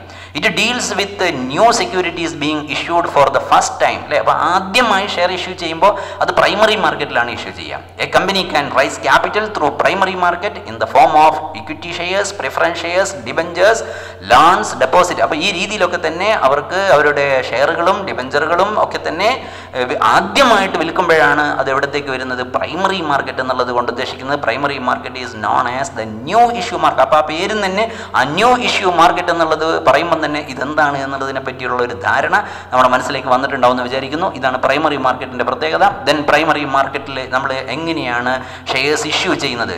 എക്സാമിന് ചോദിച്ചൊരു ക്വസ്റ്റൻ ഉണ്ട്, briefly explain the method of flotation of new issue in the primary market. 4 മാർക്കിന് 2017 ഒരു ക്വസ്റ്റൻ ചോദിക്കേണ്ടായി. എല്ലാം നമ്മളിങ്ങനെ ഡീറ്റെയിൽ ആയിട്ട് ഓരോ സ്ലൈഡുകളായിട്ട് കാണിക്കുന്നതിന് പകരം ഇതൊരു ചെറിയൊരു ചിത്രം കാണിച്ചുകൊണ്ട് അല്ലെങ്കിൽ ഇങ്ങനെയുള്ള ഒരു ചെറിയൊരു പ്രസൻറ്റേഷനിലൂടെ നമുക്ക് ഈ കാര്യം കൂടുതലായിട്ട് മനസ്സിലാക്കാൻ വേണ്ടി ശ്രമിക്കുന്നത്. കാര്യങ്ങൾ കുറച്ചുകൂടെ സിമ്പിളായിട്ട് പറയുമ്പോൾ എളുപ്പത്തിൽ മനസ്സിലാക്കാൻ പറ്റുമെന്നുള്ളതുകൊണ്ട് ധാരാളം കൂടുതൽ കാര്യങ്ങൾ എഴുതി കാണിക്കാതെ വളരെ ചുരുക്കി കാര്യങ്ങളെ മനസ്സിലാക്കിയെടുക്കാനുള്ള ഒരു ശ്രമമാണ് നമ്മൾ നടത്തുന്നത്. അപ്പോൾ ഇവിടെ ചോദിച്ച ചോദ്യം ഇവിടെ കാണിച്ചു, briefly explain method of flotation of issue, അല്ലേ, new issue in the primary market. അപ്പം പുതിയ ഇഷ്യൂസ് പ്രൈമറി മാർക്കറ്റിൽ ഏതൊക്കെ രീതിയിൽ എങ്ങനെയൊക്കെയാണ് നടക്കുക, അതിൻ്റെ മെത്തേഡ്സ് എന്തൊക്കെയാണ് എന്നുള്ള ചോദ്യം വന്നു കഴിഞ്ഞാൽ അതിനുള്ള ആൻസറാണ് നമ്മളിവിടെ കൊടുത്തിരിക്കുന്നത്. ഒന്ന്, ഓഫർ ത്രൂ പ്രോസ്പെക്ടസ്. നമുക്കറിയാം പബ്ലിക്കിന് നമ്മൾ പ്രോസ്പെക്ടസ് ഇഷ്യൂ ചെയ്യുന്നു. ഫസ്റ്റ് ഇയർ അക്കൗണ്ടിങ്ങിൽ പ്രോസ്പെക്ടസ്, അതിൻ്റെ കണ്ടൻസ് തുടങ്ങിയിട്ടുള്ള കാര്യങ്ങൾ. അപ്പോൾ നമ്മുടെ മനസ്സിലേക്ക് അങ്ങനെയുള്ളൊരു ആ ഒരു സംഭവമൊക്കെ നമ്മുടെ മനസ്സിലേക്ക് വന്നു കഴിഞ്ഞാൽ എന്താണ് ഇത് എന്നുള്ളതിനെ പറ്റി ഒരു വ്യക്തമായ ധാരണ ഉണ്ടാവും, അല്ലേ. Offer through prospectus. അപ്പോൾ നമ്മളൊരു പ്രോസ്പെക്ടസ് ഇഷ്യൂ ചെയ്തുകൊണ്ട് സബ്സ്ക്രിപ്ഷൻ ഫ്രം പബ്ലിക്, അല്ലേ, പബ്ലിക്കിൻ്റെ അടുത്ത് നിന്ന് നമ്മൾ സബ്സ്ക്രൈബ് ചെയ്യുമ്പോഴാണ് subscription from public by issue of prospectus, അല്ലേ. അപ്പോൾ അവരുടെ അടുത്തുനിന്ന് പബ്ലിക്കിൻ്റെ അടുത്തുനിന്ന് ഷെയർ ഇഷ്യൂ ചെയ്തുകൊണ്ട് എമൗണ്ട് നമ്മൾ എന്ത് ചെയ്യുന്നു, ആ രീതിയിൽ സമാഹരിക്കുമ്പോഴാണ്, ഷെയർ ഇഷ്യൂ ചെയ്യുമ്പോഴാണ് നമ്മൾ എന്തെന്ന് പറയുന്നത്, ഓഫർ ത്രൂ പ്രോസ്പെക്ടസ്. അവിടെ പ്രോസ്പെക്ടസ് ഇഷ്യൂ ചെയ്തുകൊണ്ട് പബ്ലിക്കിൻ്റെ അടുത്ത് നിന്ന് നമ്മൾ എന്ത് ചെയ്യുന്നു, ഷെയർ ഇഷ്യൂ ചെയ്യാനുള്ള ഒരു ശ്രമം നടത്തുകയാണ് ചെയ്യുന്നത്. ഇതാണ് ഒന്നാമത്തെ മെത്തേഡ്. അപ്പോൾ what are the different method എന്നാണ് ചോദിച്ചിരിക്കുന്നത്. Method of flotation of new issue, പുതിയ ഇഷ്യൂ നടത്തുന്നതിന് വേണ്ടിയുള്ള മെത്തേഡുകളെ നമുക്ക് ഇങ്ങനെ പല രീതിയിൽ ഡിസ്കസ് ചെയ്യാവുന്നതാണ്. അതിൽ രണ്ടാമത്തെ നോക്കൂ, offer through sale. Securities are issued through intermediaries. അപ്പോൾ അവിടെ ഇന്റർമീഡിയറീസ് ആണ്. അപ്പോൾ ഇന്റർമീഡിയറീസിലൂടെ നമ്മൾ എന്ത് ചെയ്യപ്പെടുന്നു, നമ്മുടെ ഷെയർ ബ്രോക്കേഴ്സ് അങ്ങനെയൊക്കെ പറയുന്ന രീതിയിലുള്ള അത്തരത്തിലുള്ള ആളുകളിലൂടെ ഓഫർ ത്രൂ സെയിൽ എന്ന് പറയുന്നത് സെക്യൂരിറ്റീസ് ആർ ഇഷ്യൂഡ് ത്രൂ ഇന്റർമീഡിയറീസിലൂടെ, അതിൽ ഇടനിലക്കാരായിട്ടുള്ള ആളുകളിലൂടെ നമ്മൾ അതിൻ്റെ വിൽപ്പന നടത്തുമ്പോഴാണ് ഓഫർ ത്രൂ സെയിൽ എന്ന് പറയുന്നത്. രണ്ടാമത്തെ പോയിന്റ് ശ്രദ്ധിക്കുക. മൂന്നാമത്തത് റൈറ്റ് ഇഷ്യൂ ആണ്. എന്താ റൈറ്റ് ഇഷ്യൂ എന്ന് പറഞ്ഞാൽ നമ്മൾ പബ്ലിക്കിന് നേരിട്ട് ഇഷ്യൂ ചെയ്യുന്നതിന് പകരം ആർക്കാണ് ഇഷ്യൂ ചെയ്യുന്നത്, എന്താണ്, റൈറ്റ് ഷെയർ, റൈറ്റ് ഇഷ്യൂ എന്നൊക്കെ കേട്ടിട്ടുണ്ടാവും, അല്ലേ. എന്താ റൈറ്റ് ഇഷ്യൂവിൻ്റെ പ്രത്യേകത? New shares are offered to existing share holders only. നിലവിലുള്ള ഷെയർ ഹോൾഡേഴ്സിന് തന്നെ വീണ്ടും നമ്മൾ ഷെയർ ഇഷ്യൂ ചെയ്യുമ്പോഴാണ് നമ്മൾ അതിനെന്തെന്ന് പറയുന്നത്, റൈറ്റ് ഇഷ്യൂ എന്ന് പറയുന്നത്. ആ പോയിന്റ് കൂടെ ക്ലിയർ ആക്കി. എന്താണ് റൈറ്റ് ഇഷ്യൂ എന്നുള്ളത് കൊണ്ട് ഉദ്ദേശിക്കുന്നതെന്ന് പറഞ്ഞാൽ വളരെ സിമ്പിളാണ്. നിലവിലുള്ള ഷെയർ ഹോൾഡേഴ്സിന് തന്നെ വീണ്ടും ഷെയർ ഇഷ്യൂ ചെയ്യുമ്പോഴാണ് നമ്മൾ അതിനെന്തെന്ന് പറയുന്നത്, റൈറ്റ് ഇഷ്യൂ എന്ന പേരിൽ അറിയപ്പെടുന്നത്. നാലാമത്തെ നോക്കൂ, പ്രൈവറ്റ് പ്ലേസ്മെന്റ് ആണ്. നമ്മൾ പബ്ലിക്കിന് അങ്ങനെ പൂർണ്ണമായിട്ട് കൊടുക്കാതെ പ്രൈവറ്റ് ആയിട്ട് കൊടുക്കുന്ന നോക്കൂ. Securities are allotted to selected individuals. അപ്പോൾ അവിടെ നമ്മൾ സെലക്ടഡ് ഇൻഡിവിജ്വൽസിന്, അപ്പോൾ ആദ്യം നമ്മൾ തൊട്ടപ്പുറത്തേക്ക് നോക്കൂ, പബ്ലിക്കിന് മൊത്തത്തിൽ കൊടുത്ത ഈ പ്രോസ്പെക്ടസിൻ്റെ കാര്യത്തിൽ പറഞ്ഞ സമയത്ത് പബ്ലിക്കിന് മൊത്തം കൊടുത്തതാണെങ്കിൽ ഇവിടെ അങ്ങനെ സെലക്ടഡ് ആയിട്ടുള്ള ഇൻഡിവിജ്വൽസിന് മാത്രമായിട്ട് നമ്മൾ അങ്ങനെ ഇഷ്യൂ ചെയ്യുമ്പോഴാണ് securities are allotted to selected individuals എന്ന് പറയുന്നത്. നമുക്കറിയാം ഏറ്റവും അവസാനമായിട്ട് നമ്മൾ പറയാൻ പോകുന്ന പോയിന്റ് എന്ന് പറയുന്നത് ഓൺലൈൻ സിസ്റ്റം ഉപയോഗിച്ചുകൊണ്ടുള്ള ഒരു ട്രേഡിംഗ് ആണ്. Securities are issued through online system. അതിനെ നമ്മൾ ഉദ്ദേശിക്കുന്ന ഇലക്ട്രോണിക് ഇനീഷ്യൽ പബ്ലിക് ഓഫർ, അല്ലേ, EIPOS എന്നൊക്കെ ഉള്ളത് കൊണ്ട് നമ്മൾ ഉദ്ദേശിക്കുന്നത് ഇലക്ട്രോണിക് ഇനീഷ്യൽ പബ്ലിക് ഓഫർ എന്നാണ്. അത് ഓൺലൈൻ സിസ്റ്റം യൂസ് ചെയ്തുകൊണ്ട് ചെയ്യുമ്പോഴാണ് നമ്മൾ ഈ ടേം ഉപയോഗിക്കുന്നത്. അപ്പോൾ ഇങ്ങനെ നമുക്ക് ഇവിടെ 5 മെത്തേഡുകളാണ് ഈ പ്രൈമറി മാർക്കറ്റിൽ ഷെയർ ഇഷ്യൂ ചെയ്യുന്ന സമയത്ത് അതിനുവേണ്ടി ഉപയോഗിക്കുന്നത്. Explain the various method, explain the method of flotation, അങ്ങനെ പറയാം. Explain the method of flotation of new issue in the primary market എന്നുള്ള 4 മാർക്കിനാണ് ചോദിച്ചത്. ഇവിടെ 5 പോയിന്റുകൾ നമുക്ക് എഴുതാനുണ്ട്. വളരെ പെട്ടെന്ന് നിങ്ങൾക്ക് കാണുന്ന രീതിയിലാണ് ഇതിവിടെ അവതരിപ്പിച്ചിട്ടുള്ളത്. ക്ലിയർ ആയിട്ടുണ്ടാവുമെന്ന് വിചാരിക്കുന്നു. എന്തൊക്കെയാണ്? Offer through prospectus, offer through sale, then right issue, private placement, then EIPO എന്നുള്ളത് കൊണ്ട് നമ്മൾ ഉദ്ദേശിക്കുന്നത് ഇലക്ട്രോണിക് ഇനീഷ്യൽ പബ്ലിക് ഓഫർ എന്നാണെന്നും കൂടി മനസ്സിലാക്കി വെക്കുക. ദെൻ നമ്മൾ അടുത്ത ടോപ്പിക്കിലേക്ക് പോവുകയാണ്, distinguish between money market and capital market. തുടക്കത്തിൽ തന്നെ നമ്മൾ ക്വസ്റ്റ്യൻസ് ഒക്കെ കാണിച്ച സമയത്ത് ആ കാര്യങ്ങളും കൂടെ പറഞ്ഞിരുന്നു. മണി മാർക്കറ്റിനെ കുറിച്ച് ഡിസ്കസ് ചെയ്ത സമയത്ത് തന്നെ അങ്ങനെയുള്ള ചോദ്യങ്ങൾ നിങ്ങളുടെ ശ്രദ്ധയിലേക്ക് കൊണ്ടുവന്നിരുന്നു, അല്ലേ. പിന്നെ എന്തൊക്കെയാണ് ഇവിടെ ഈ ഒരു ചോദ്യം നോക്കൂ. It is the market for short term financial asset having maturity period of less than it is less than 1 year. Explain the concept referred above, how it differ from capital market. അപ്പോൾ ഇത് പിന്നെ മണി മാർക്കറ്റും capital മാർക്കറ്റും തമ്മിലുള്ള difference 5 മാർക്കിന് നേരത്തെ ഇവിടെ ചോദിച്ചതായിട്ട് നമുക്ക് ഇവിടെ കാണാനായിട്ട് സാധിക്കും. ഇപ്പോൾ നമ്മൾ വീണ്ടും ആ ഒരു ഏരിയയിലേക്കാണ് നമ്മൾ പോയിക്കൊണ്ടിരിക്കുന്നത്. ഇത് രണ്ടും തമ്മിലുള്ള ഡിഫറൻസ്. അതുകൂടാതെ വീണ്ടും ഒരു ക്വസ്റ്റ്യൻ നേരത്തെ ചോദിച്ചത് ഇവിടെ ഒന്നും കൂടെ കാണിക്കുകയാണ്. Money market is a wholesale market and capital market is a retail market. Do you agree with the statement? 5 മാർക്കിന് ചോദിച്ച മറ്റൊരു ക്വസ്റ്റ്യൻ നിങ്ങളുടെ ശ്രദ്ധയിലേക്ക് കൊണ്ടുവരുന്നു. അപ്പോൾ ഇത്തരത്തിലുള്ള ചോദ്യങ്ങളൊക്കെ വന്നു കഴിയുമ്പോൾ ഡീറ്റെയിൽ ആയിട്ട് ഇതിൻ്റെ ഡിഫറൻസ് ഒക്കെ പഠിച്ചു കഴിഞ്ഞാൽ നമുക്ക് അങ്ങനെയുള്ള ആൻസേഴ്സ് ഒക്കെ എഴുതാൻ പറ്റും. അപ്പോൾ ഇതൊക്കെ രണ്ടും തമ്മിലുള്ള വ്യത്യാസം എന്താണ്? മണി മാർക്കറ്റ് ഇപ്പം തന്നെ നമുക്ക് ധാരാളം പോയിന്റ്സ് പറയാൻ പറ്റും അല്ലേ? നമ്മൾ ഷോർട്ട് ടേം ആണ്, ലോങ് ടേം ആണെന്നൊക്കെ നമ്മൾ നേരത്തെ തന്നെ മനസ്സിലാക്കിയ കാര്യങ്ങളെല്ലാം വെച്ചുകൊണ്ട് അത് കുറച്ചും കൂടെ ഈ കൺസെപ്റ്റ് എന്താണ് മണി മാർക്കറ്റ് എന്നും എന്താണ് ക്യാപിറ്റൽ മാർക്കറ്റ് എന്നും കുറച്ചും കൂടെ കൃത്യമായ രീതിയിൽ മനസ്സിലാക്കാൻ ഈ ഒരു ക്ലാസിഫിക്കേഷൻ നിങ്ങൾക്ക് കൂടുതൽ ഉപകാരപ്പെടും എന്ന് ഉറപ്പാണ്. നമുക്ക് ഓരോന്നായിട്ട് ഓരോ പോയിന്റുകളായിട്ട് പറയാം. നേരത്തെ പറഞ്ഞ പോയിന്റ് തന്നെ ഷോർട്ട് ടേം ഫണ്ട്സ് ആണ്. മണി മാർക്കറ്റ് എന്ന് പറയുന്നത് അവിടെ ഷോർട്ട് ടേം ഫണ്ട് റിക്വയർമെന്റ് ആണ് അല്ലേ? ഷോർട്ട് ടേം ഫണ്ട്സ് ആണ് നമ്മളിവിടെ പ്രധാനമായിട്ടും ഫോക്കസ് ചെയ്യുന്നതെങ്കിൽ ഇവിടെ ലോങ് ടേം ഫണ്ടാണ്. അപ്പം ഒന്ന് ഷോർട്ട് ടേം ആണ്, ഒന്ന് ലോങ് ടേം ആണ്. അങ്ങനെ എളുപ്പത്തിൽ സിമ്പിളായിട്ട് ഈ ചാർട്ട് അല്ലെങ്കിൽ ഈ ഡിഫറൻസ് നമ്മൾ 2 ഭാഗങ്ങളായിട്ട് എഴുതിയത് നോക്കിയിട്ട് നിങ്ങൾക്ക് മനസ്സിലാക്കാൻ തന്നെ സാധിക്കും. ഇവിടെ ഓപ്പറേഷണൽ അല്ലെങ്കിൽ വർക്കിംഗ് ക്യാപിറ്റൽ നീഡ്സ് ആണെങ്കിൽ അല്ലേ, ഇവിടെ വർക്കിംഗ് ക്യാപിറ്റൽ ഷോർട്ട് ടേം ആയതുകൊണ്ട് തന്നെ ഇവിടെ ഓപ്പറേഷണൽ അല്ലെങ്കിൽ വർക്കിംഗ് ക്യാപിറ്റൽ നീഡ്സ് ആണ് നമ്മൾ ഇതിലൂടെ സാറ്റിസ്ഫൈ ചെയ്യുന്നതെങ്കിൽ ഇവിടെ ഫിക്സഡ് ക്യാപിറ്റൽ റിക്വയർമെന്റ്സ് ആണ് അല്ലെ, പെർമനന്റ് ക്യാപിറ്റൽ റിക്വയർമെന്റ്സ് ആണ് ഇവിടെ നമ്മൾ ഉദ്ദേശിക്കുക. അപ്പോൾ ഇവിടെ വർക്കിംഗ് ക്യാപിറ്റലാണ് ഉദ്ദേശിക്കുന്നതെങ്കിൽ ഇവിടെ ഫിക്സഡ് ക്യാപിറ്റലാണ്. ഒരുപാട് കാലത്തേക്കാണ്, ഇവിടെ കുറഞ്ഞ കാലത്തേക്കുള്ള വർക്കിംഗ് ക്യാപിറ്റൽ റിക്വയർമെന്റ്സിന് വേണ്ടിയിട്ടാണ് നമ്മളിവിടെ ഈ ഫണ്ട് യൂസ് ചെയ്യുന്നത് എന്നുള്ളതാണ് രണ്ടാമത്തെ പോയിന്റ്. മൂന്നാമത്തെ പോയിന്റ് നോക്കൂ, ഇൻസ്ട്രുമെന്റ്സ്. അപ്പോൾ നമുക്ക് ധാരാളം പോയിന്റ്സ് പറയാൻ പറ്റും അല്ലേ? ബിൽസ് ഉണ്ട്, CP ഉണ്ട്, ടി ബിൽസ് ഉണ്ട്, ട്രഷറി ബില്ലുണ്ട്, സർട്ടിഫിക്കറ്റ് ഓഫ് ഡെപ്പോസിറ്റ് ഉണ്ട്, കൊമേഴ്ഷ്യൽ പേപ്പേഴ്സ് ഉണ്ട് അല്ലേ? അപ്പോൾ നേരത്തെ നമ്മൾ പഠിച്ച ആ ഇൻസ്ട്രുമെന്റ്സ് ഒക്കെ തന്നെ നമുക്ക് ഇവിടെ കൊണ്ടുവരാവുന്നതാണ്. എങ്കിൽ ക്യാപിറ്റൽ മാർക്കറ്റിലേക്ക് വരുമ്പോൾ ഷെയർസ് ആവാം, ഡിബഞ്ചേഴ്സ് ആവാം, ബോൺസ് ആവാം. അപ്പോൾ അങ്ങനെയൊക്കെയുള്ള ഡോക്യുമെന്റ്സ് ആണ് നമ്മളിവിടെ ക്യാപിറ്റൽ മാർക്കറ്റിൽ യൂസ് ചെയ്യുന്നത്. അപ്പോൾ ഇവിടെ ഏത് ഇൻസ്ട്രുമെന്റ്സ് ആണ് നമ്മൾ യൂസ് ചെയ്യുന്നത് എന്നുള്ളതാണ് മൂന്നാമത്തെ പോയിന്റിൽ കൂടുതലായിട്ട് ഫോക്കസ് ചെയ്ത്. നാലാമത്തെ പോയിന്റ് നോക്കൂ, huge face value for single instrument. ഇവിടെ ഹ്യൂജ് ഫേസ് വാല്യൂ ആയിരിക്കും. അപ്പോൾ ഒരെണ്ണത്തിന്റെ വില, അതാണ് നമ്മൾ അതിന്റെ ഫേസ് വാല്യൂ എന്നുള്ളത് കൊണ്ട് ഉദ്ദേശിക്കുന്നത്. ഇവിടെ നമ്മൾ ആ ഓരോ സാധനവും വിൽക്കുന്ന സമയത്ത് അതിന്റെ ആ face value of the instrument അതെന്തായിരിക്കും? സാധാരണ ഇതിൽ മണി മാർക്കറ്റിൽ കൂടുതലാണെങ്കിൽ അത് ഷെയറിന്റെ വാല്യൂ ഒക്കെ നമ്മൾ പറയുന്ന സമയത്ത് വളരെ ചെറിയ എമൗണ്ട് ആണ് പറയാറല്ലേ? ഡിബഞ്ചറിന്റെ വാല്യൂ, ഷെയറിന്റെ വാല്യൂ, ഇങ്ങനെയുള്ള വാല്യൂസ് ഒക്കെ നമ്മൾ പറയുന്ന സമയത്ത് കമ്പാരിറ്റീവ്ലി അതിന്റെ ഫേസ് വാല്യൂ സാധാരണ ഇതിൽ എന്തായിരിക്കും?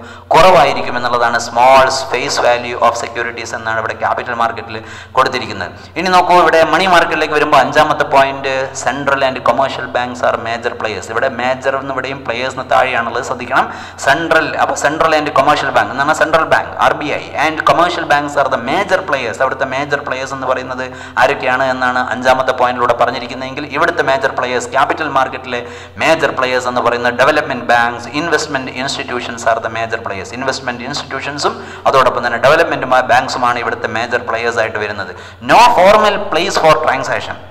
നമ്മൾ ഇതിനിങ്ങനെ ഒരു പിന്നെ ക്യാപിറ്റൽ മാർക്കറ്റിലൊക്കെ കാണുന്നത് പോലെ അതിനൊരു പ്രത്യേക സ്ഥലമില്ല. ക്യാപിറ്റൽ മാർക്കറ്റ് എന്ന് പറയുമ്പോൾ അവിടെ സ്റ്റോക്ക് എക്സ്ചേഞ്ച് ഉണ്ട്. അതേപോലെ അങ്ങനെ ഒരു പ്രത്യേക സ്ഥലം നമുക്ക് ഇവിടെ ചൂണ്ടിക്കാണിക്കാനില്ല, മണി മാർക്കറ്റിനില്ല. No formal place for transaction. ഇവിടെ ഫോർമൽ പ്ലേസ് അതായത് സ്റ്റോക്ക് എക്സ്ചേഞ്ച് ആണ്.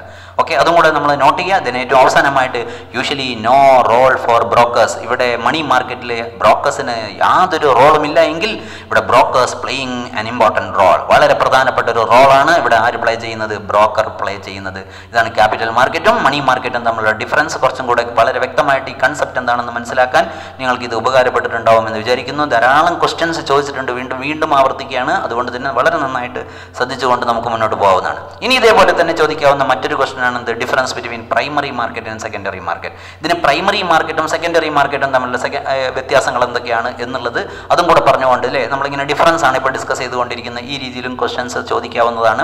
അപ്പോൾ difference between primary market and secondary market അല്ലെ. പ്രൈമറി മാർക്കറ്റ് ഇപ്പോൾ നമ്മൾ കണ്ടു. അതിൻ്റെ പ്രൈമറി മാർക്കറ്റ് വളരെ സിമ്പിളായിട്ട് അല്ലെ ഓരോ വേർഡുകളൊക്കെ എഴുതിയും കൊണ്ടാണ് നമ്മൾ ഇതിനെ പ്രസൻറ്റ് ചെയ്യുന്നത്. കാരണം നിങ്ങൾക്ക് വളരെ പെട്ടെന്ന് മനസ്സിലാക്കി കൺസെപ്റ്റുകൾ മനസ്സിലാക്കി കഴിഞ്ഞാൽ നിങ്ങൾക്ക് അത് ഡെവലപ്പ് ചെയ്ത് എഴുതാൻ സാധിക്കും. പക്ഷേ പഠിക്കുന്ന സമയത്ത് ധാരാളം ഇങ്ങനെ എഴുതുന്ന സമയത്ത് ഉണ്ടാകുന്ന അല്ലെങ്കിൽ വലിയ പാരഗ്രാഫുകളായിട്ട് കാണുന്ന സമയത്ത് ഉണ്ടാകുന്ന ബുദ്ധിമുട്ടുകൾ ഒഴിവാക്കാൻ വേണ്ടിയിട്ടാണ് നമ്മളിതിനെ വളരെ ചെറിയ പോയിന്റുകളായിട്ട് അല്ലേ. എന്തുകൊണ്ടാണ് ഇത് മീൻ ചെയ്യുന്നത് എന്താണെന്നാണ് ആദ്യം പറയുന്നത്. It is the place where fresh issue of shares are made. അപ്പോൾ നമുക്കറിയാം പ്രൈമറി മാർക്കറ്റിൻ്റെ പ്രത്യേകത എന്താ?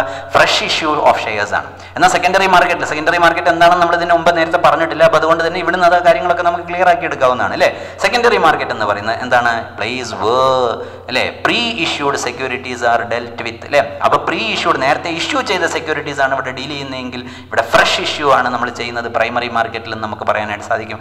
ദെൻ അനദർ നെയിം, ഇതിൻ്റെ മറ്റൊരു പേര് പ്രൈമറി മാർക്കറ്റിന് നമ്മൾ ന്യൂ ഇഷ്യൂ മാർക്കറ്റ് എന്നാണ് പറയുക. സെക്കൻഡറി മാർക്കറ്റ് മാർക്കറ്റ് നമ്മൾ ഓൾഡ് ഇഷ്യൂ മാർക്കറ്റ് എന്നാണ് പറയുക. അപ്പോൾ ഇതിൻ്റെ പേരിലുള്ള വ്യത്യാസം വെച്ചുകൊണ്ട് നമുക്ക് ഇതിൻ്റെ ഡിഫറൻസ് പറയാവുന്നതാണ്. ദെൻ ടൈപ്പ് ഓഫ് പർച്ചേസ് എന്ന് പറയുന്നത് ഇവിടെ ഡയറക്റ്റ് ആണെങ്കിൽ പ്രൈമറി മാർക്കറ്റിൽ അതിൻ്റെ പർച്ചേസ് എന്ന് പറയുന്നത് ഡയറക്റ്റ് പർച്ചേസ് ആണെങ്കിൽ ഇവിടെ അത് ഇൻഡയറക്റ്റ് ആണ്. അതാണ് ഇത് രണ്ടും തമ്മിലുള്ള മറ്റൊരു വ്യത്യാസം. നാലാമത് നോക്കൂ, how many times securities can be sold. ഇവിടെ ഒറ്റ പ്രാവശ്യം വിൽക്കുന്നുള്ളൂ, ഓൺലി വൺസ്. പ്രൈമറി മാർക്കറ്റാണ്, ഒറ്റ പ്രാവശ്യമാണ്. മറ്റേത് എന്താണ്, ഫുള്ളി പെയ്ഡ് ഷെയർസ് ആണ്. നമുക്ക് എത്ര തവണ വേണമെങ്കിലും ഒരാൾക്ക് വീണ്ടും വിൽക്കാം, അയാളിൽ നിന്ന് വീണ്ടും വാങ്ങാം. അങ്ങനെ മൾട്ടിപ്പിൾ ടൈംസ് നമുക്ക് ഷെയർസ് എന്ത് ചെയ്യാനായിട്ട് സാധിക്കും, സ്റ്റോക്ക് എക്സ്ചേഞ്ചിലൂടെ വിൽക്കാനായിട്ട് സാധിക്കും എന്നുള്ളതാണ് സെക്കൻഡറി മാർക്കറ്റിൻ്റെ ഏറ്റവും പ്രധാനപ്പെട്ട ഒരു പ്രത്യേകത എന്ന് പറയുന്നത്. ഇവിടെ പ്രൈമറി മാർക്കറ്റിൽ പ്രൈസ് എന്ന് പറയുന്നത് ഫിക്സഡ് ആണ് എങ്കിൽ അത് സെക്കൻഡറി മാർക്കറ്റിൽ അത് ഫ്ലക്ച്വേറ്റ് ചെയ്യും. അത് എങ്ങനെയാണ് ഫ്ലക്ച്വേറ്റ് ചെയ്യുക എന്ന് പറയുന്നത്, അത് depends upon demand and supply force. അപ്പോൾ അവിടെ പ്രൈസ് ഫിക്സ് ചെയ്യപ്പെടുന്നത് അതിന് എത്രത്തോളം ഡിമാൻഡ് ഉണ്ട്, അതിൻ്റെ സപ്ലൈ എത്രത്തോളം ഉണ്ട്. നമ്മൾ സാധാരണ മാർക്കറ്റിൽ പറയുന്നത് പോലെ തന്നെ ഇവിടെയും സ്റ്റോക്ക് എക്സ്ചേഞ്ചിൽ അതിൻ്റെ ഡിമാൻഡും സപ്ലൈയും വെച്ചുകൊണ്ടായിരിക്കും അതിൻ്റെ പ്രൈസ് ഡിറ്റർമിൻ ചെയ്യുന്നത്. അതുകൊണ്ട് തന്നെ അത് ഫ്ലക്ച്വേറ്റ് ചെയ്യാനുള്ള ചാൻസ് ഉണ്ട്. ഇവിടെ ഫിക്സഡ് ആണ്. അപ്പോൾ ഈ രീതിയിൽ വളരെ സിമ്പിൾ ആയിട്ടുള്ള പോയിന്റ്സ് ആണ് നമ്മളിവിടെ പ്രൈമറി മാർക്കറ്റും സെക്കൻഡറി മാർക്കറ്റും നിങ്ങൾക്ക് പഠിക്കുന്നതിന് വേണ്ടി ഞങ്ങളുടെ മുന്നിൽ അവതരിപ്പിക്കുന്നത്. വളരെ കുറച്ച് ബുദ്ധിമുട്ടുള്ള ഒരു ഭാഗം എന്നുള്ള രീതിയിൽ കുട്ടികൾ നേരത്തെ പറഞ്ഞൊരു ഭാഗമായതുകൊണ്ടാണ് ഇതിനെ ഇങ്ങനെ സിമ്പിളായിട്ട് അവതരിപ്പിക്കാൻ വേണ്ടി ശ്രമിക്കുന്നത്. അടുത്ത ഭാഗം നമ്മൾ സെക്കൻഡറി മാർക്കറ്റിലെ ഏറ്റവും പ്രധാനപ്പെട്ട, നമ്മൾ സെക്കൻഡറി മാർക്കറ്റ് എന്ന് പറയുമ്പോൾ നമ്മുടെ മനസ്സിലേക്ക് ഏറ്റവും പെട്ടെന്ന് ഓടി വരുന്ന ഒരു കാര്യമാണ് സ്റ്റോക്ക് എക്സ്ചേഞ്ച് എന്ന് പറയുന്നത്, അല്ലേ? സ്റ്റോക്ക് എക്സ്ചേഞ്ചിനെ പറ്റിയും ധാരാളം ചോദ്യങ്ങൾ, വളരെ എന്താ പറയുക, റിപ്പീറ്റഡ് ആയിട്ട് ഒരുപാട് ക്വസ്റ്റ്യൻസ് വന്നൊരു ഏരിയ ആണ് എന്നുള്ളത് കൊണ്ട് ഒന്ന് രണ്ട് ചോദ്യങ്ങൾ നിങ്ങളുടെ ശ്രദ്ധയിലേക്ക് കൊണ്ടുവരാൻ വേണ്ടി ആഗ്രഹിക്കുകയാണ്. ഒന്നാമത്തെ ക്വസ്റ്റ്യൻ നോക്കൂ, stock exchanges are termed as the barometer. കണ്ടോ, ഇങ്ങനെയൊക്കെ ചിലപ്പോൾ ചോദിച്ചിട്ടുണ്ട്. Stock exchanges are termed as the economic barometer, അല്ലെ ബാരോമീറ്റർ ഓഫ് എക്കണോമിക് പ്രോഗ്രസ്, അല്ലെങ്കിൽ എക്കണോമിക് ബാരോമീറ്റർ, അങ്ങനെയൊക്കെ പറയാം. ഇൻ എ കൺട്രി ഡിസ്കസ്, 5 മാർക്കിനാണ്. Stock exchanges are termed as barometer of economic progress, അല്ലേ? അല്ലെങ്കിൽ എക്കണോമിക് ബാരോമീറ്റർ, അങ്ങനെയും പറയാം കേട്ടോ. അപ്പോൾ അങ്ങനെയൊക്കെയുള്ള ചോദ്യങ്ങൾ നേരത്തെ വന്നിട്ടുണ്ട്. 5 മാർക്കിനാണ് ചോദിച്ചിരിക്കുന്നത്. അപ്പോൾ ആ ചോദ്യത്തിനൊക്കെയുള്ള ആൻസറുകളാണ് നമ്മൾ ഇനി കണ്ടെത്താൻ വേണ്ടി പോകുന്നത്. അതേപോലെ BSE Sensex reached a new record, ഒരു റെക്കോർഡൊക്കെ അവിടെ പറയാണ്, അതൊരു പോയിന്റ് ഒക്കെ പറഞ്ഞിട്ട് പറയാണ്. As a result of listing by Coal India Limited. അപ്പോൾ കോൾ ഇന്ത്യ ലിമിറ്റഡിൻ്റെ ഷെയറുകളൊക്കെ ലിസ്റ്റ് ചെയ്യപ്പെട്ടത് കൊണ്ട് അതിൻ്റെ സെൻസെക്സിലൊക്കെ വലിയ മാറ്റം ഉണ്ടായി. This was the headline in a news പേപ്പറിലുള്ള ഒരു ഹെഡ്ലൈനാണത്. Which financial market is referred here? ഇവിടെ ഏത് ഫിനാൻഷ്യൽ മാർക്കറ്റാണ് ഉദ്ദേശിക്കുന്നത്? What are its functions? അതിൻ്റെ ഫംഗ്ഷൻസ് എന്തൊക്കെയാണ് കേട്ടോ? അപ്പോൾ ഇതൊക്കെ സ്റ്റോക്ക് എക്സ്ചേഞ്ചിനെ ബേസ് ചെയ്തുകൊണ്ട് ചില കുട്ടികൾ പലപ്പോഴും പ്രയാസങ്ങൾ പറയാറുണ്ട്. ചില ചോദ്യങ്ങളൊക്കെ കാണുന്ന സമയത്ത് ഇതെന്താണെന്ന് മനസ്സിലാകുന്നില്ല എന്നൊക്കെയുള്ള പ്രയാസങ്ങൾ പറയാറുണ്ട്. അപ്പോൾ ഇങ്ങനെയുള്ള ചോദ്യങ്ങളൊക്കെ വന്നു കഴിഞ്ഞാൽ അത് സ്റ്റോക്ക് എക്സ്ചേഞ്ചിനെ ബേസ് ചെയ്തുകൊണ്ടുള്ള ചോദ്യങ്ങളാണെന്ന് മനസ്സിലാക്കിക്കൊണ്ട് നമുക്ക് ആൻസർ എഴുതാൻ വേണ്ടി സാധിക്കണം എന്നുള്ളത് കൊണ്ടാണ് സ്റ്റോക്ക് എക്സ്ചേഞ്ച് പറയുന്ന സമയത്ത് അവിടെ ചോദിച്ച ചില ചോദ്യങ്ങളെ നിങ്ങളുടെ മനസ്സിലേക്ക് കൊണ്ടുവരാൻ വേണ്ടിയിട്ട് ഉള്ളൊരു ശ്രമം നടത്തുന്നത്. ഈ ഫംഗ്ഷൻസ് നമുക്ക് ഇങ്ങനെ ഒരുപാട് പാരഗ്രാഫുകളായിട്ട് ഡിസ്കസ് ചെയ്യുന്നതിന് പകരം ഫംഗ്ഷൻസ് ഒക്കെ നമുക്ക് വളരെ എളുപ്പത്തിൽ നോക്കിയാൽ മനസ്സിലാവുന്ന ഫംഗ്ഷൻസ് ആയതുകൊണ്ടാണ് ഇതിനെ ഈ രീതിയിൽ അവതരിപ്പിക്കുന്നത്, അല്ലേ? അപ്പോൾ ഒരുപാട് സമയം എടുക്കാതെ നമുക്ക് പെട്ടെന്ന് പറയാനായിട്ട് പറ്റുന്നുള്ളതിൻ്റെ ഒരു അഡ്വാൻറ്റേജ് ഉണ്ട്. പഠിക്കുന്ന ആളുകളെ സംബന്ധിച്ചിടത്തോളം അവർക്ക് വളരെ പെട്ടെന്ന് പഠിക്കാൻ പറ്റുന്നുള്ളതിൻ്റെ ഒരു അഡ്വാൻറ്റേജ് ഉണ്ട്. നമ്മളിങ്ങനെ പാരഗ്രാഫുകളായിട്ട് കാണുന്നതിനേക്കാൾ ഇതിനിങ്ങനെയുള്ള ചില പിക്ചേഴ്സൊക്കെ കാണുന്ന സമയത്ത് അത് കുറച്ചുകൂടെ നിങ്ങൾ ഓർക്കാനുള്ള സാധ്യതയും കൂടുതലാണ് എന്നുള്ളത് കൊണ്ടൊക്കെ തന്നെയാണ് ഇതിനിങ്ങനെ functions of the stock exchange. ഇപ്പോൾ ഇവിടെ ചോദിച്ച ചോദ്യങ്ങൾക്കൊക്കെയുള്ള ഉത്തരം എന്ന് പറയുന്നത് സ്റ്റോക്ക് എക്സ്ചേഞ്ചിൻ്റെ ഫംഗ്ഷൻസ് ആണ്, അല്ലേ? അപ്പോൾ നോക്കാം എന്താണ് സ്റ്റോക്ക് എക്സ്ചേഞ്ചിൻ്റെ ഫംഗ്ഷൻസ് എന്ന്, എന്തൊക്കെയാണ് സ്റ്റോക്ക് എക്സ്ചേഞ്ച് ചെയ്യുന്നത്. നമുക്ക് അതിൽ തന്നെ ആദ്യം ഇവിടെ ചോദിച്ചൊരു ക്വസ്റ്റ്യൻ തന്നെ ഒരു ഫംഗ്ഷനായിട്ട് വന്നിട്ടുണ്ട്, economic barometer. Stock exchanges are termed as the economic barometer, അല്ലേ? ഒരു രാജ്യത്തിൻ്റെ സാമ്പത്തികമായിട്ടുള്ള ഒരു അളവുകോലായിട്ടാണ് നമ്മൾ സാധാരണ എന്തിനെ കാണുന്നത്, സ്റ്റോക്ക് എക്സ്ചേഞ്ചിനെ കാണുന്നത്, അല്ലേ? അപ്പോൾ അതും ഒരു പോയിന്റാണ്. അപ്പോൾ അതിൽ ഫംഗ്ഷൻസിലുള്ള ഒരു പോയിന്റ് തന്നെ എക്സാമിന് ക്വസ്റ്റൻ ആയിട്ട് വന്നു എന്നുള്ളതാണ്. എക്കണോമിക് ബാരോമീറ്റർ ആയിട്ട് നമുക്ക് ഇതിനെ പറയാവുന്നതാണ്. രണ്ടാമത്തെ പോയിന്റ് നോക്കൂ, സേഫ്റ്റി ഇൻ സ്റ്റോക്ക് ട്രാൻസാക്ഷൻസ്, അല്ലേ? അതിൻ്റെ ഒരു സേഫ്റ്റി ഉറപ്പുവരുത്തുക സ്റ്റോക്ക് എക്സ്ചേഞ്ചിൻ്റെ ഏറ്റവും പ്രധാനപ്പെട്ട ഒരു ധർമ്മമാണ്, അല്ലെങ്കിൽ അതിൻ്റെ ഒരു ഫംഗ്ഷനാണ്. അവിടെ നടക്കുന്ന വിവിധങ്ങളായിട്ടുള്ള പ്രവർത്തനങ്ങളുടെ സേഫ്റ്റി, അവിടെ ഇൻവെസ്റ്റേഴ്സിൻ്റെ സംരക്ഷണം, അവരുടെ അല്ലേ അവിടെ നടക്കുന്ന ട്രാൻസാക്ഷൻസിൻ്റെ ഒക്കെ തന്നെ അതൊക്കെ കൃത്യമായ രീതിയിലാണ്, അവിടെ ഫ്രോഡുലൻ്റ് ആയിട്ടുള്ള കാര്യങ്ങളൊന്നും നടക്കുന്നില്ല എന്ന് ഉറപ്പുവരുത്തുക. അങ്ങനെ അതിൻ്റെ സേഫ്റ്റി ഉറപ്പുവരുത്തുക എന്നുള്ളതാണ് രണ്ടാമത്തെ പോയിന്റ്. പ്രൊട്ടക്ട് ഇൻവെസ്റ്റേഴ്സിനെ പ്രൊട്ടക്ട് ചെയ്യുക, ഇൻവെസ്റ്റ് ചെയ്യുന്ന നമ്മുടെ ഇൻവെസ്റ്റേഴ്സ് ആയിട്ടുള്ള ആളുകളെ പ്രൊട്ടക്ട് ചെയ്യുക എന്ന് പറയുന്നതാണ് പ്രൊട്ടക്റ്റീവ് ഫംഗ്ഷൻസ് ഒക്കെ നമ്മൾ അങ്ങനെയൊക്കെ വേണമെങ്കിൽ പറയാം, അല്ലേ? അങ്ങനെ പ്രൊട്ടക്ട് ചെയ്യുക എന്നുള്ളതാണ് എന്തെന്നുള്ളത് കൊണ്ട് ഉദ്ദേശിക്കുന്നത്. മൂന്നാമത്തെ പോയിന്റ് കണ്ടോ, പ്രൊട്ടക്ട് ഇൻവെസ്റ്റേഴ്സിനെ പ്രൊട്ടക്ട് ചെയ്യുക. നോക്കൂ, സിമ്പിൾ പോയിന്റ്സ് ആണല്ലോ. അടുത്ത നോക്കൂ, കൺട്രോൾ ഓൺ കമ്പനീസ്, അല്ലേ? കമ്പനീസിനെ കൺട്രോൾ ചെയ്യുക, ഷെയർ വാങ്ങുകയും വിൽക്കുകയും ഒക്കെ ചെയ്യുന്ന സമയത്തുണ്ടാകുന്ന അത്തരത്തിലുള്ള കാര്യങ്ങളിലൊക്കെ തന്നെ ഒരു കൺട്രോൾ ചെയ്യുക എന്നുള്ളതാണ് കൺട്രോൾ ഓൺ കമ്പനീസ്. നോക്ക്, attract foreign capital capital attract ചെയ്യുക, ഇതും സ്റ്റോക്ക് എക്സ്ചേഞ്ചിൻ്റെ ഒരു ഫംഗ്ഷനിൽ പെട്ടതാണ്. അടുത്ത നോക്കൂ, മൊബിലിറ്റി ഓഫ് ഫണ്ട്സ്. നമ്മൾ നേരത്തെ ഫിനാൻഷ്യൽ മാർക്കറ്റ് എന്ന് പറഞ്ഞ് ഡിസ്കസ് ചെയ്ത് തുടങ്ങിയ സമയത്ത് മുതലേ പറയാൻ തുടങ്ങിയതാണ് എന്ത്, മൊബിലിറ്റി ഓഫ് ഫണ്ട്സ് എന്ന് പറയുന്നത്. ഇവിടെയും സ്റ്റോക്ക് എക്സ്ചേഞ്ചിൻ്റെ ഒരു പ്രധാനപ്പെട്ട ഫംഗ്ഷനായിട്ട് നമുക്ക് എന്ത് പറയാവുന്നതാണ്, അത് മൊബിലൈസ് ചെയ്യുന്നു, ഫണ്ടിനെ മൊബിലൈസ് ചെയ്യുന്നു. ഫണ്ടിനെ മൊബിലൈസ് ചെയ്യുന്നു എന്ന് മാത്രമല്ല, രണ്ടാമത്തെ തൊട്ടടുത്തുള്ള പോയിന്റ് നോക്കൂ, അത് ഫണ്ടിനെ മൊബിലൈസ് ചെയ്തുകൊണ്ട് എന്ത് ചെയ്യുന്നു, ക്യാപിറ്റൽ ഫോർമേഷൻ നടത്തുന്നു. ഫണ്ടിനെ മൊബിലൈസ് ചെയ്തുകൊണ്ടാണ് ക്യാപിറ്റൽ ഫോർമേഷൻ നടത്തുന്നത്. അപ്പോൾ അതും നമുക്ക് അതിൻ്റെ കൂടെ ചേർത്ത് പറയാവുന്നതാണ്. അതോടൊപ്പം തന്നെ ഈ ഷെയറുകളും ഡിബഞ്ചറുകളും ഒക്കെ തന്നെ വിൽക്കാനും വാങ്ങാനും ഒക്കെയുള്ള ഒരു സാഹചര്യം ഒരുക്കുന്നു എന്നുള്ളത് കൊണ്ടാണ് നമ്മളതിനെ ലിക്വിഡിറ്റി പ്രൊവൈഡ് ചെയ്യുന്നു എന്ന് പറയുന്നത്, അല്ലേ? നമ്മുടെ കയ്യിലുള്ള ഷെയറുകൾ നമുക്ക് മറ്റൊരാൾക്ക് വിൽക്കാനും അതേപോലെ തന്നെ മറ്റൊരാളുടേത് നമുക്ക് വാങ്ങിക്കാനും ഒക്കെയുള്ള, അപ്പോൾ അത്തരത്തിലുള്ള ലിക്വിഡിറ്റി ആര് പ്രൊവൈഡ് ചെയ്യുന്നു, സ്റ്റോക്ക് എക്സ്ചേഞ്ചസ് പ്രൊവൈഡ് ചെയ്യുന്നു എന്നുള്ളതാണ് ലിക്വിഡിറ്റി എന്നുള്ളത് കൊണ്ട് ഉദ്ദേശിക്കുന്നത്. അടുത്ത പോയിന്റ് നോക്കൂ, promotes the habit of saving and investment, അല്ലേ? ആളുകൾക്കിടയിൽ അല്ലേ സേവ് ചെയ്യുന്ന പണം സമ്പാദിക്കുന്നതിന് വേണ്ടിയുള്ള ഒരു ഹാബിറ്റ് ഉണ്ടാക്കാനുള്ള, അങ്ങനെയുള്ള ഒരു കൾച്ചർ ഡെവലപ്പ് ചെയ്യുന്നതിന് വേണ്ടിയുള്ള പ്രവർത്തനങ്ങളും ആര് ചെയ്യുന്നുണ്ട്, സ്റ്റോക്ക് എക്സ്ചേഞ്ച് ചെയ്യുന്നുണ്ട്. അപ്പോൾ ഇത്തരത്തിലുള്ള ഫങ്ഷൻസ് ആണ്. നമ്മളിത് വലിയ വലിയ പാരഗ്രാഫുകളാക്കി പറയാതെ വളരെ സിമ്പിളായിട്ടുള്ള പോയിന്റ്സ് ആയിട്ട് ഇതിൻ്റെ വളരെ ചുരുക്കിയാണ് നിങ്ങൾക്കുള്ള ഇതിൻ്റെ എക്സ്പ്ലനേഷൻ നൽകിയിട്ടുള്ളത്. ഏറ്റവും സിമ്പിളായിട്ടുള്ള പോയിന്റ്സ് തന്നെയാണ്. അപ്പോൾ ഇതുകൊണ്ട് ഈ തരത്തിലുള്ള ചോദ്യങ്ങളൊക്കെ ചോദിച്ചു കഴിഞ്ഞാൽ, നേരത്തെ നമ്മൾ കണ്ടു സ്റ്റോക്ക് എക്സ്ചേഞ്ചിൽ നിന്നും ചോദിച്ച വ്യത്യസ്തങ്ങളായിട്ടുള്ള ചോദ്യങ്ങൾ നമ്മൾ കണ്ടതാണ്. അത്തരത്തിലുള്ള ചോദ്യങ്ങൾക്കൊക്കെ മറുപടി എഴുതുന്ന സമയത്ത് ഇതിലുള്ള പോയിന്റ്സിനെ ബേസ് ചെയ്തുകൊണ്ട് നമുക്ക് എന്ത് ചെയ്യാവുന്നതാണ്, നമുക്കതിൻ്റെ ഉത്തരങ്ങളൊക്കെ തന്നെ എഴുതാൻ വേണ്ടി ശ്രമിക്കാവുന്നതാണ്. ദെൻ നമ്മൾ trading procedure on stock exchange. ഇനി നമ്മൾ ഡിസ്കസ് ചെയ്യാൻ പോകുന്നത് എന്താണ് ട്രേഡിംഗ് പ്രൊസീജിയർ, സ്റ്റോക്ക് എക്സ്ചേഞ്ചിൻ്റെ ട്രേഡിംഗ് പ്രൊസീജിയർ എന്താണ് എന്നാണ് നമ്മൾ അടുത്തതായിട്ട് ഒരു ടോപ്പിക്കിലേക്ക് പോകുന്നത്. ട്രേഡിംഗ് പ്രൊസീജിയർ 7 സ്റ്റെപ്പാണ് നമ്മൾ ഇതിൻ്റെ ട്രേഡിംഗ് പ്രൊസീജിയറിൽ പ്രധാനമായിട്ടും നമുക്ക് ഡിസ്കസ് ചെയ്യാനുള്ളത്. അതിൽ ചില പോയിന്റ്സ് ഒക്കെ നമുക്ക് വളരെ സിമ്പിളാണ്, എന്നാൽ 1-2 പോയിന്റുകളിലൊക്കെ ചെറിയ പ്രയാസങ്ങളുണ്ട്. അപ്പോൾ അങ്ങനെ ചെറിയ പ്രയാസങ്ങളുള്ള പോയിന്റ്സ് ഒക്കെ നമ്മൾ വീണ്ടും ചില സ്ലൈഡുകളൊക്കെ വെച്ചുകൊണ്ട് അത് എക്സ്പ്ലെയിൻ ചെയ്തുകൊണ്ടാണ് നമ്മൾ മുന്നോട്ട് പോവുക. അപ്പോൾ ആദ്യം ചെയ്യേണ്ടത് സെലക്ഷൻ ഓഫ് എ ബ്രോക്കർ, അല്ലേ? ഒന്ന് ബ്രോക്കറെ സെലക്ട് ചെയ്യുക എന്നുള്ളതാണ്. അപ്പോൾ ഇതിൻ്റെ ഒരു ഇൻ്റർമീഡിയറി ആയിട്ട് പ്രവർത്തിക്കുന്ന ആളാണ് ബ്രോക്കർ, നമുക്ക് എല്ലാവർക്കും അറിയാം. അപ്പോൾ അയാളെ നമ്മൾ സെലക്ട് ചെയ്യുക, സെലക്ഷൻ ഓഫ് എ ബ്രോക്കർ. അവിടെ നമുക്ക് വളരെ പെട്ടെന്ന് ഒന്നാമത്തെ പോയിന്റിൽ നിന്നും അടുത്ത പോയിന്റിലേക്ക് പോകാവുന്നതാണ്. കാരണം അത് കൂടുതലായിട്ട് നമുക്ക് പറയാതെ തന്നെ വളരെ എളുപ്പത്തിൽ മനസ്സിലാവുന്ന പോയിന്റാണ്. രണ്ടാമത്തെ പോയിന്റ് നോക്കൂ, ഓപ്പണിംഗ് ഡിമാറ്റ് അക്കൗണ്ട്. അപ്പോൾ ഇവിടെ നമ്മുടെ ഷെയറുകളൊക്കെ തന്നെ നമ്മൾ ഇലക്ട്രോണിക് ഫോർമാറ്റിൽ സൂക്ഷിക്കുമ്പോൾ അവിടെ നമുക്ക് ഡിമാറ്റ് അക്കൗണ്ടാണ്, അല്ലേ? ഓപ്പണിംഗ് ഡിമാറ്റ് അക്കൗണ്ട് വിത്ത് ഡെപ്പോസിറ്റ്, ഇങ്ങനെയുള്ള ചില ടേംസ് ഒക്കെ വരുമ്പോൾ demat account, depository participant, depository, ഇങ്ങനെയൊക്കെയുള്ള ചില ടേംസ് കേൾക്കുമ്പോൾ ചിലപ്പോൾ പെട്ടെന്ന് കുട്ടികൾക്ക് മനസ്സിലാവാറില്ല എന്ന് പറയാറുണ്ട്.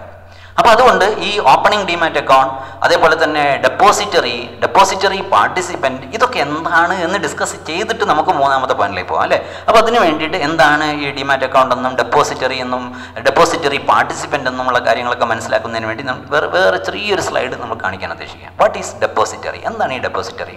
അപ്പോൾ അതങ്ങ് പറഞ്ഞു കഴിഞ്ഞാൽ എന്താ ഡെപ്പോസിറ്ററി എന്നുള്ളതിനെ പറ്റി ഒരു ഐഡിയ നമുക്ക് കിട്ടും. എന്താ depository? A depository can be defined as an institution. ഇതൊരു ഇൻസ്റ്റിറ്റ്യൂഷനാണ്. എന്താ ഇതിൻ്റെ പ്രത്യേകത? Where the investors can keep their financial asset. അവരുടെ ഫിനാൻഷ്യൽ അസറ്റ് എന്ന് പറയുമ്പോഴത്തേ നമ്മുടെ മനസ്സിലേക്ക് വരേണ്ടത് ഷെയർ, ഇക്വിറ്റി, ഷെയർ, ഡിബഞ്ചർ, അങ്ങനെയൊക്കെയുള്ള സാധനങ്ങളാണ്, ബോൺസ്, ഇങ്ങനെയൊക്കെയുള്ള സംഭവങ്ങളാണ് അവരുടെ അത്തരത്തിലുള്ള ഫിനാൻഷ്യൽ അസറ്റ്സ്, അല്ലേ? തുടക്കത്തിൽ തന്നെ നമ്മൾ പറയണ്ടായി, അല്ലേ? A depository can be defined as an institution where the investors can keep their financial assets such as equities, bonds, mutual funds, units etcetera in a dematerialised form. ഒരു അപ്പോൾ അടുത്തൊരു പ്രശ്നം വരികയാണ്, എന്താണ് ഈ ഡീമെറ്റീരിയലൈസ് ചെയ്യുക എന്ന് പറഞ്ഞാൽ? ഡീമെറ്റീരിയലൈസ് ചെയ്യാന്ന് പറഞ്ഞാൽ ഒന്നുമില്ല, വളരെ എളുപ്പത്തിൽ നമുക്ക് മനസ്സിലാക്കാവുന്നേ ഉള്ളൂ. നമ്മുടെ കയ്യിലുള്ള ഷെയറുകളൊക്കെ തന്നെ, ഒരു ഫിസിക്കൽ ടൈപ്പുള്ള ഷെയറുകളൊക്കെ തന്നെ ഒരു ഇലക്ട്രോണിക് ഫോർമാറ്റിലേക്ക് നമ്മൾ എന്ത് ചെയ്യണം, അതിനെ മാറ്റി നമ്മൾ സൂക്ഷിക്കുകയാണ് ചെയ്യുന്നത്, ഡീമെറ്റീരിയലൈസ്ഡ് ഫോം. അപ്പോൾ ഡീമെറ്റീരിയലൈസേഷൻ എന്താണെന്നുള്ളത് തൊട്ടടുത്ത സ്ലൈഡിൽ നമുക്ക് ഡിസ്കസ് ചെയ്യാം. അപ്പോൾ അങ്ങനെ ഓരോന്ന് പറഞ്ഞ പോയിന്റുകളിലെ ഓരോന്നും എന്താണ് എന്നുള്ളത് കൂടെ പറയുന്ന സമയത്ത് കുറച്ചുകൂടെ. അപ്പോൾ ഇനി ഇവിടെ ഞാൻ നേരത്തെ സൂചിപ്പിച്ചതുപോലെ ഇത് ഒരു ഇൻസ്റ്റിറ്റ്യൂഷൻസ് എന്ന് പറയുമ്പോൾ ഏതൊക്കെ ഇൻസ്റ്റിറ്റ്യൂഷൻസ് എന്നൊക്കെയുള്ള വിഷയങ്ങൾ വരും, അല്ലേ? അപ്പോൾ ആ ഇൻസ്റ്റിറ്റ്യൂഷൻസ് ഏതൊക്കെയാണെന്നുള്ളത് അവിടെ എക്സാമ്പിൾ ആയിട്ട് കൊടുത്തിട്ടുണ്ട്. എന്തായാലും നമുക്ക് ഒന്നുകൂടെ പറയാം. A depository can be defined as an institution where the investors can keep their financial assets such as equities, bonds, mutual funds, unit in a dematerialized form and transactions could be affected on it. അങ്ങനെ transactions നമുക്ക് അതിനെ affect ചെയ്തുകൊണ്ട് ചെയ്യാനായിട്ട് സാധിക്കും. Examples ആയിട്ട് എന്തിന് examples ആയിട്ട്? ഈ പറഞ്ഞ ഇൻസ്റ്റിറ്റ്യൂഷനുള്ള എക്സാമ്പിൾസ് ആയിട്ടാണ് നമ്മൾ national securities depository limited, NSDL, അല്ലേ? കേട്ടിട്ടുണ്ടാവും. നാഷണൽ സെക്യൂരിറ്റീസ് ഡെപ്പോസിറ്ററി ലിമിറ്റഡ് എന്ന് പറയുന്നത് ഇവിടുത്തെ ഞാൻ നേരത്തെ സൂചിപ്പിച്ച ഒരു എന്താണ് ഡെപ്പോസിറ്ററിക്കുള്ള ഒരു എക്സാമ്പിളാണ്. മറ്റൊരു ഡെപ്പോസിറ്ററിക്കുള്ള ഒരു എക്സാമ്പിൾ എന്താണ്? Central depository service limited, CDSL. Clear ആയിട്ടുണ്ടാകുന്നത്. അപ്പോൾ ഇങ്ങനെയുള്ള എക്സാമ്പിൾസും കൂടി നോട്ട് ചെയ്ത് വെക്കുക. ചിലപ്പം എക്സാമ്പിൾ 1 വേർഡൊക്കെ ആയിട്ട് ചിലപ്പോൾ ചോദിക്കാൻ ചാൻസ് ഉള്ളൊരു ഭാഗം കൂടിയാണ്. അപ്പോൾ അതും കൂടെ നോട്ട് ചെയ്ത് വെക്കുന്നത് നല്ലതാണ്. അപ്പോൾ ഇത്തരത്തിലുള്ള ഇൻസ്റ്റിറ്റ്യൂഷൻസിനെയാണ് നമ്മൾ ആരെന്ന് പറയുന്നത്? ഡെപ്പോസിറ്ററി. കാരണം ഇതൊന്നും പെട്ടെന്ന് അങ്ങോട്ട് ക്ലിയർ ആവില്ല. എന്താണ് ഡെപ്പോസിറ്ററി? അപ്പോൾ ഈ കാര്യങ്ങൾ മനസ്സിലാക്കി കഴിഞ്ഞാൽ ഡെപ്പോസിറ്ററി എന്താണെന്ന് ക്ലിയർ ആയി കഴിഞ്ഞു. ഇനി എന്താ മനസ്സിലാക്കേണ്ടത്? ഇവിടെ ഒരു ഡീമെറ്റീരിയലൈസ് എന്ന് പറയുന്ന ഒരു ടേം ഉപയോഗിച്ചിട്ടുണ്ട് അല്ലേ? നോക്കൂ, ഫോർമേഷൻ ഓഫ് ഡീമെറ്റീരിയലൈസേഷൻ ഉണ്ടോ?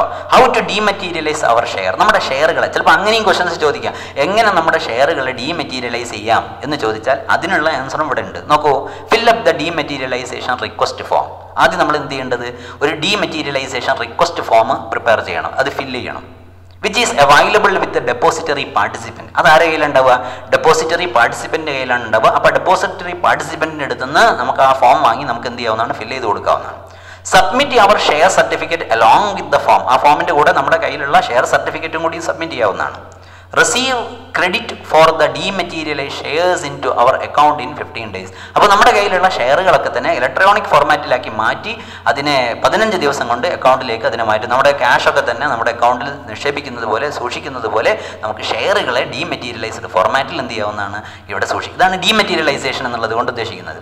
ഇനി ഈ ഡീമെറ്റീരിയലൈസേഷനെ ബേസ് ചെയ്തുകൊണ്ട് ഒരു ക്വസ്റ്റനും ചോദിച്ചിട്ടുണ്ട്. അതുകൂടെ സാന്ദർഭികമായിട്ട് നിങ്ങളോട് ഇവിടെ തന്നെ പറയാൻ ആഗ്രഹിക്കുക. എന്താ? Shahina, one of our classmate in +2 commerce class, was absent in one day. On that day, teacher take a class on the process of dematerialization.